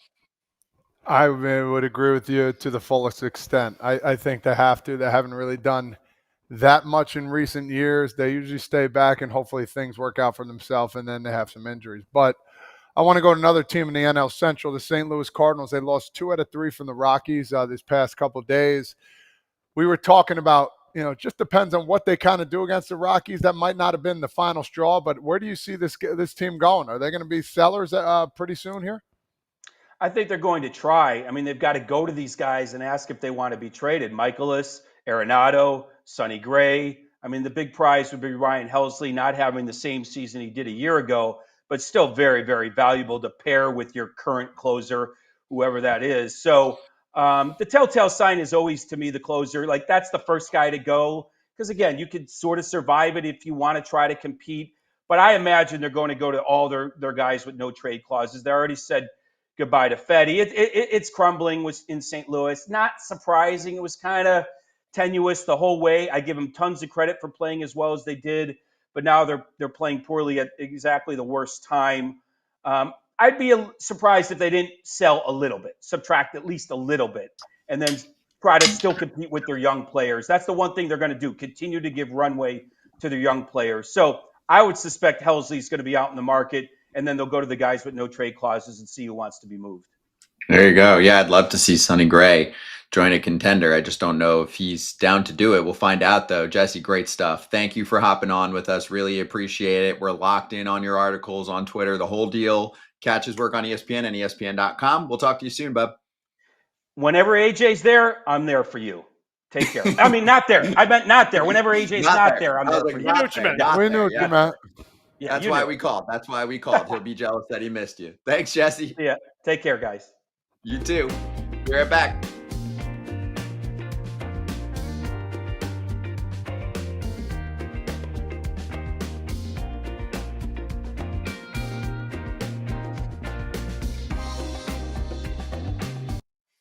Hey, we're back. Great stuff from Jesse Rogers there, of course, and also a couple other things from yesterday. Sandy Alcantara was dealing yesterday against the Padres. Kratz, it's actually the first time that he went 7 innings, completed 7 innings this year. Remember, in his heyday, pre-Tommy John surgery, he was going deep into ball games. So it's a good sign. That's a good audition in case a team wants to pry him. There's some reports out there that teams are going after Edward Cabrera more than Sandy Alcantara just because he hasn't had the consistent run. I mean, his ERA is still in like the 6.5-ish range. So what did you think of Sandy yesterday and just the state of the Marlins? Edward Cabrera's had an injury history. Again, it's a tough sell, though, if the Marlins keep dealing away guys who have many years of control left. At some point, you got to be like, can we try? It's a tough watch. Honestly, it's a tough watch besides Kyle Stowers doing what he did right before the break. Like, he's exciting. They have some exciting pieces. But to me, the part that really intrigues me about the Marlins, and I'm not watching yet, is night in and night out, their pitching is really great. Like, they're creating pitching. Now, I want to see if it continues because they got rid of my guy who was the pitching development coordinator, Jeremy Powell, in the minor leagues, and he developed a lot of these guys. Yuri Perez, Max Meyer was under his tutelage. Sandy's, I think he called Yuri Perez up to the big leagues when he was in town the one time. So if they get rid of Sandy, to me, I don't hate that. I think it's a best case scenario for them to try to maximize value that he pitched well. I think he's going to probably get one more start. And that one more start, I should have looked it up before I started talking about it, but who it's going to be, you face the Padres, a playoff contending team everyone thinks is probably going to be in the playoffs, and he does what he did. Like, it shows he can rise to the occasion. You need time to come back from Tommy John surgery. Not everybody is at their top peak, but to me, Sandy Alcantara at his best is a game changer. Could slot in on some teams number 2 or number 3 starters in a 7-game series. They're playing the Cardinals when he's scheduled to start again. They've got the Brewers, the Marlins on their schedule, and then the Cardinals after that. I want to sneak in one more quick note with 30 seconds to go. Felix Bautista not getting traded. IL'd today, right shoulder discomfort. So he's under control for years. The Orioles should keep him, and now they will. Be right back for Spreading Rumors. Peanut butter jelly time. Peanut butter jelly and baseball bat.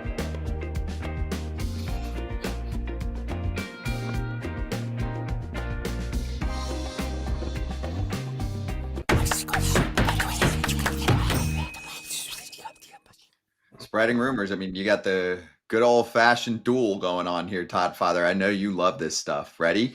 Hector Gomez throwing this out there a day or two ago about Marcel Ozuna, who I'm sure is on the trade block, and there are discussions. He said talks between the Padres and the Braves have intensified. The Padres are very interested in landing Marcel Ozuna. According to the source, the Braves would receive, he even gave the two names, Francis Pena and Ryan Bergert, two of their prospects. The Padres do need some thump. Their offense has not been good for a while, and they need more pop to keep this thing going. Michael King, I would hope, is back in August for them, which would be a huge addition to the starting staff. But wait, there's more. Mark Bowman, who works for MLB, gives us this on his beat. According to my sources, the Braves and Padres haven't had any discussions of any kind about Marcel Ozuna. Tail of the tape. What do you got for us? We got conflicting reports here. This is a battle here. I want them to start going back and forth so we can figure out who's in the right, who's in the wrong. Yeah, I mean, they do need a little thump, of course. They're a really good team. I want to see this Padre team in the playoffs, Kratz. I really enjoy the way they play. I think King is a big piece of this. If they could get a guy like Ozuna for their 18th and 21st prospect, I would take that in a heartbeat. 18th, 21st, I don't go. The numbers are ridiculous. Are you going to play or not? So for me, unreliable sources. What do we got, Kratz? That's a big problem. So we'll see. I think the source is probably reliable. Which one? I would say it's more of they're just going back to double check it. They're going back to see if the guy that they talk to is the guy that's really in the know or if he's not in the know. So to me, though, Marcel Ozuna's kind of had a down year. Will he be a monster pickup for the last 2 months of the year? I don't know. To me, kind of a crapshoot. 18th and 20th 20th prospect. Sorry to those guys, but that's not really that big a haul. So other teams might just be – somebody just might have fished that out there to see if other teams are willing to give up their 18th and 21st prospect. So some of this is gamesmanship. Hey, I'll leak this to Todd Frazier because Todd Frazier's got diarrhea of the mouth and he'll tell anybody anything. Never. And it's not really something. Never. Padres have some work to do. Potentially a catcher, a left fielder, maybe a DH. We got to stop the whole catcher part of the Padres. We got to stop talking about that. Why? We got to go in a sec, but why? It's so hard. It's so hard to get a starting catcher to plug in. Name the last team that went to the playoffs and plugged in a starting catcher at this point in the year. Backups, big difference. I have to do this on the fly. Yeah, I don't even know what I did this morning. I don't even know what I had for breakfast. Well, that ends the segment then.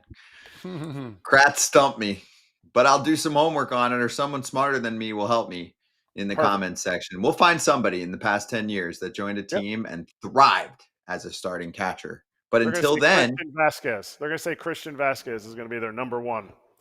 And would they be wrong? Just look it up. And Benji Molina all the way back in 2010. Yeah, that's way back. Okay. I know it's not common, and I don't even know who you're trading for. Who are you trading for? Sean Murphy's the only one, and the Braves said, no, we're not getting rid of Sean Murphy. We love the fact that we have two bosses behind the dish. You may hit from different sides of the plate, too. And if they trade Ozuna, they have a DH spot that they can utilize. So, yeah, I'm with you. I don't think it's happening. I was just listing the needs.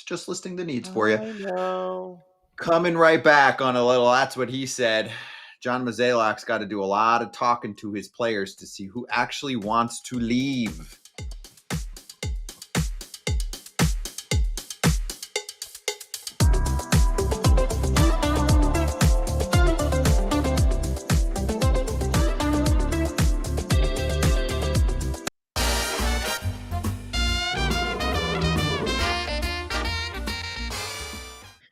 BetMGM locks coming up, but first, San Diego against St. Louis. That one matters. 7:45 Eastern Time, pregame of the day, streaming on the BetMGM app. We love it. Live streaming available to all BetMGM customers. You got to be logged in. You got to be funded with the account. We're a little cold since the All-Star break. Went in hot, coming out cold. Pat lost. Cam lost. I lost. There was one thing in common. The Rays let us down against the White Sox. The fading has hurt lately. It's been a month or so where fading those 3-4 teams at the bottom is not working out that well. So maybe going a different direction. I'm giving advice to myself included. Todd Father needs no advice. He's up 4 figures this year. What do you got for us tonight? I think the Tigers are back home. They're going to adjust. They've had a losing streak for the ages. They're a very good team. They're going to come back. Reese Olsen is throwing. I feel like it's going to be a really close game. I feel like it's going to be low scoring as well, but I do feel that the Tigers are going to come out on top like a 3-2, 3-1 game.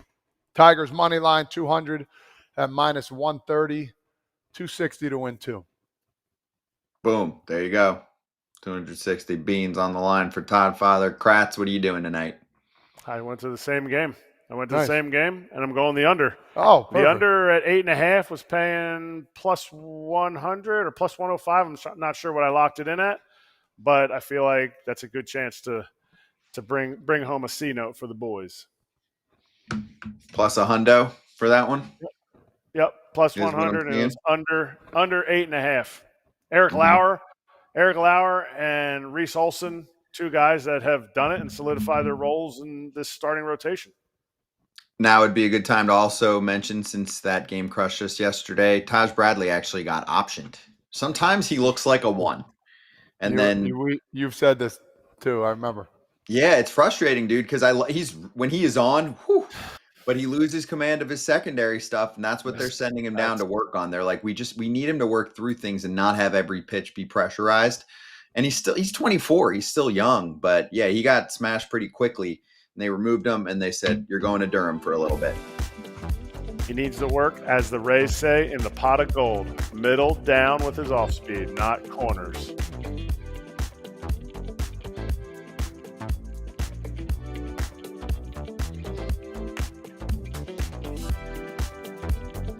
Yeah, that's what he said. That's what he said. That's what he said. That's what he said.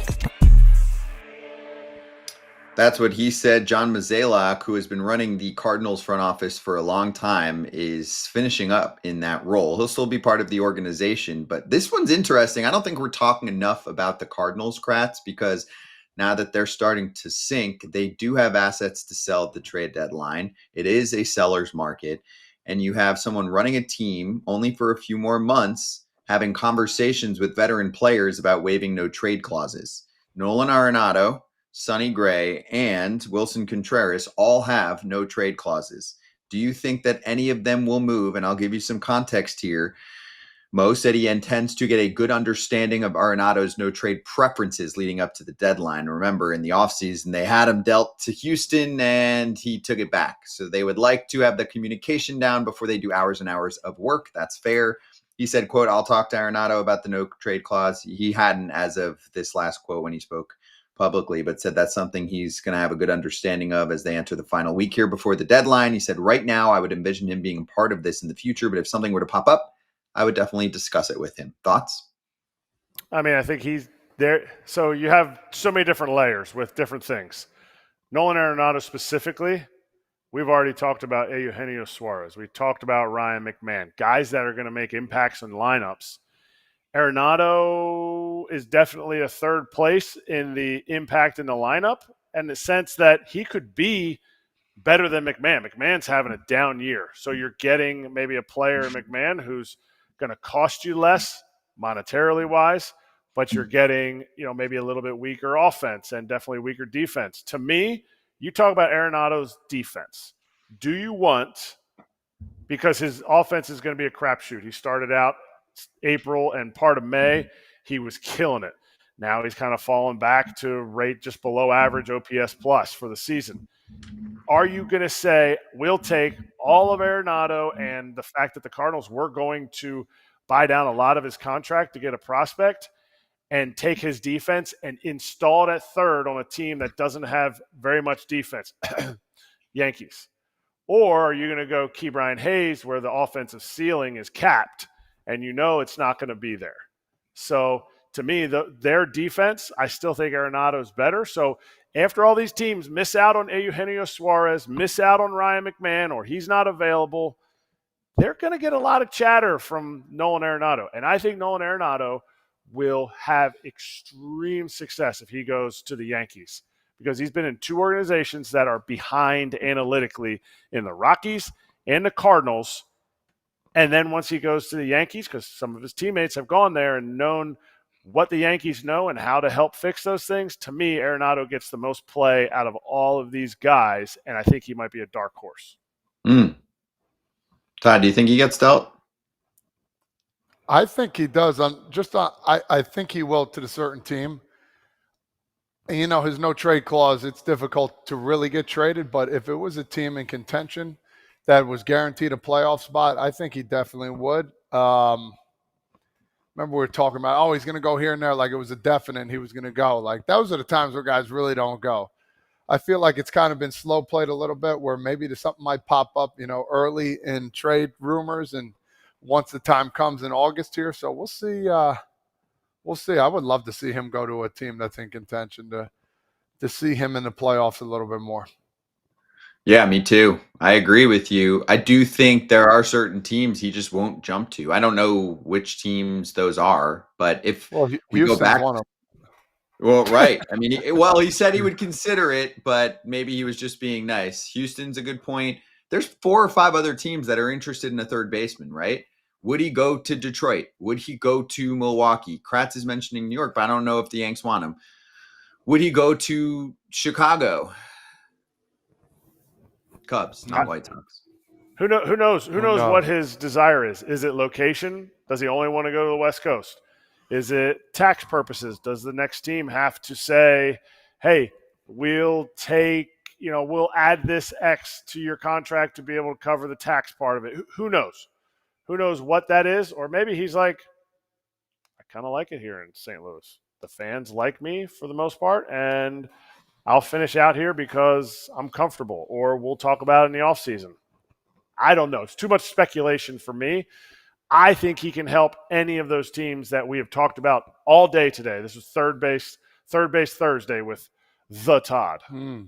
That's right. Yeah, a lot of third base talk. I mean, that's because you have third basemen available. Some other positions are thin, like middle infield.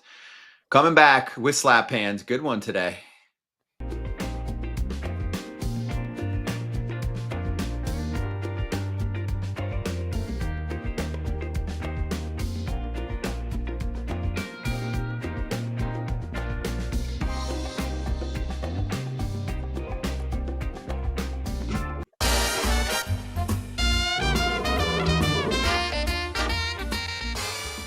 Let me try and get back on the winning side of things. I'm going to put $200 down to win 210 plus 105 for the Astros and the A's matching up later today. Under 8.5 runs. Jason Alexander has not been good, but they're not going to let him go that long. And then Houston's got a nasty bullpen that I think can shut down the A's. And it's everyone's favorite, Luis Severino on the road time. Big difference when he's pitching away from home. So we'll see how that goes. Houston against right-handed pitching at home this month, not great. Really good against basically everything else. ATH is on the road, not great. So we'll see what happens, but hoping for a low-scoring game. And you can get in on the excitement at BetMGM with the no sweat token that's available in the app or online. If you don't win that wager, you get a stake back in bonus bets. See the rules, the terms, the conditions online on your account. Gambling problem or concern, call 1-800-GAMBLER. We got a little extra time. So looking back at yesterday's games, one more that we didn't get to, guys. The Nick Lodolo shutout, 9 innings of glory. And I know it's a struggling Nationals team here, but Todd Father, we've all watched enough Nick Lodolo to know that he's got that in him. And that's probably why the Reds are like, hey, we're on the outside looking in from a playoff position, but if Hunter Green comes back and looks like the Cy Young contender that he's been the past couple years, Lodolo's doing this, and that rotation's got a lot of upside down the stretch. Obviously, Nick Martinez, solid as hell. There's a lot there to think that, you know, this team might make a real run and could win a bunch of games in a row because they're only as good as the next day's starting pitcher, and they've got a lot of really talented ones. Not to put you down here, but there's a lot of ifs. I mean, we've been talking about the Reds for a lot of years now and the teams they have and the players they have. But there's frustrations. You either have an injury here, they don't put it together. And you see Lodolo, what he can do. He shows these spurts, but it's just inconsistencies, And I'm not here to knock the Reds because I love them and I want them to win. It's just, as a Red fan, there is a lot of inconsistencies, and some of it deals with injuries. Well, that's part of the game. And others are the pitching will be there and the hitting won't be there. They have to put everything together and play like a team. And, there's just a lot of ifs, and that's the problem with Cincinnati land. Go get a guy that's dominant. Go get 2 or 3 guys that can help this team out, and then we could talk more. Andrew Abbott, Brady Singer, Chase Burns. I mean, I like it. Got to score some runs, too.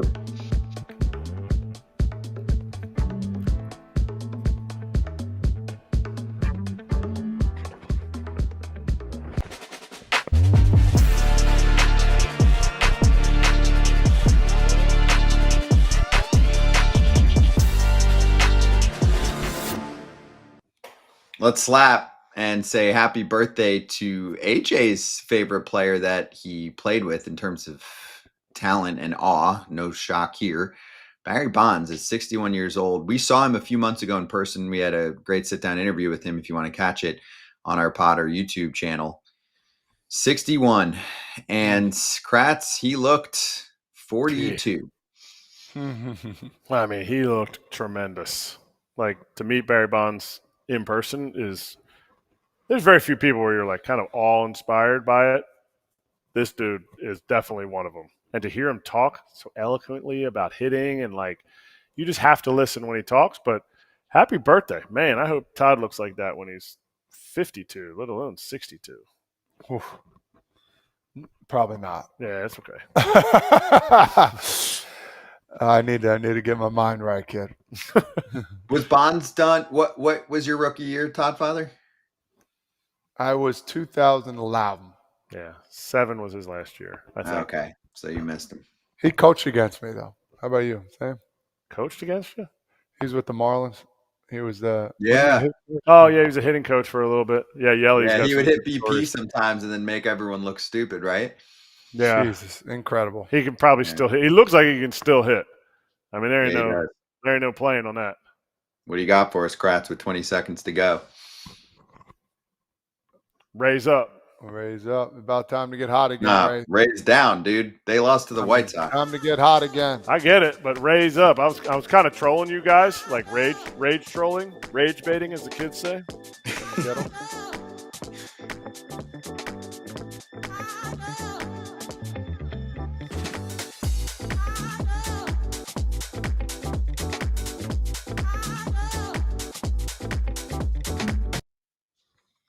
Hey, Dodgers territory is coming up in 3 minutes. They have things to talk about. They abuse their bullpen, and their bullpen keeps going down, and now they need to get more bullpen. I'm sure they will bring that up, among many other things. So make sure you check out that show coming up in 3 minutes on the Dodgers territory YouTube channel. Even if you don't like the team, it's a good show. They're very entertaining. We're here every single day. Lana's nervous. What? Yeah, because the Dodgers aren't this 125-win juggernaut like everyone thought they were going to be. Mm-hmm. She's going to say, well, you hate us because you ain't us. I hate on the Dodgers a lot, okay? Don't be mad at me. I'm just saying, little nervous. They're good. They're just not this all-time regular season team, and they might storm through October, but people thinking that they were just going to be a joke in the regular season and stomp on everyone, that would actually be a nice little under to take. The over-under for them was like 107.5. It was something crazy. Easy under. Yeah. Hey, one more rumor with about a minute and a half to go. Dylan Cease's name is getting thrown out there by a couple different insiders. Do you think that's a name that moves? Because they are going to get King back, and they are going to lose a number of guys to free agency after this year. Yeah, Kratz, his name's getting brought up pretty frequently. He's had an up and down year. He's going to be free agent. King's going to be a free agent. Luis Arraez is going to be a free agent. There's one major long shot from John Heyman. But I've seen it in a couple other articles, too, from the insiders that we trust and that we like. The name is at least getting floated. And remember, it's A.J. Preller. Also, it could be a major league baseball-y trade, not just a prospect dump. Who's pitching game 2 for the for the Padres. If Michael King throws game 1, Pavetta's throwing game 2, and you're hoping that means you're hoping Michael King comes back. Like, to me, I don't. Hey, if they get rid of Dylan Cease, I'm like, yeah. They're just talking. We're just talking, man. I don't know. Remember his name got brought up before the season started too, and nothing happened. Yes. They also thought they were getting Yu Darvish back for more of the year than they have. Like, I don't know. I love Pivetta in a playoff series. I don't love leaning on a guy like King who's hurt right now, but he's awesome when he's healthy. I get it. And when keep Dylan Cease. Yeah, when he's got the good stuff, that's a guy that wins you playoff games. I'm with you. I'm just saying the Padres might have to get creative. They hover around that CBT tax. I think they're over it this year, but they have a lot of holes to fill. They got to patch up the offense pretty quick. That was a rough series for them against the Marlins just now, I believe, dropping 2 out of 3. Anyway, we're going to do this every day. We love trade deadline coverage. Reminder, next week, when it is the trade deadline, we'll be on for 5 hours in a row. But we're back tomorrow just for the regular 2. We'll see you then.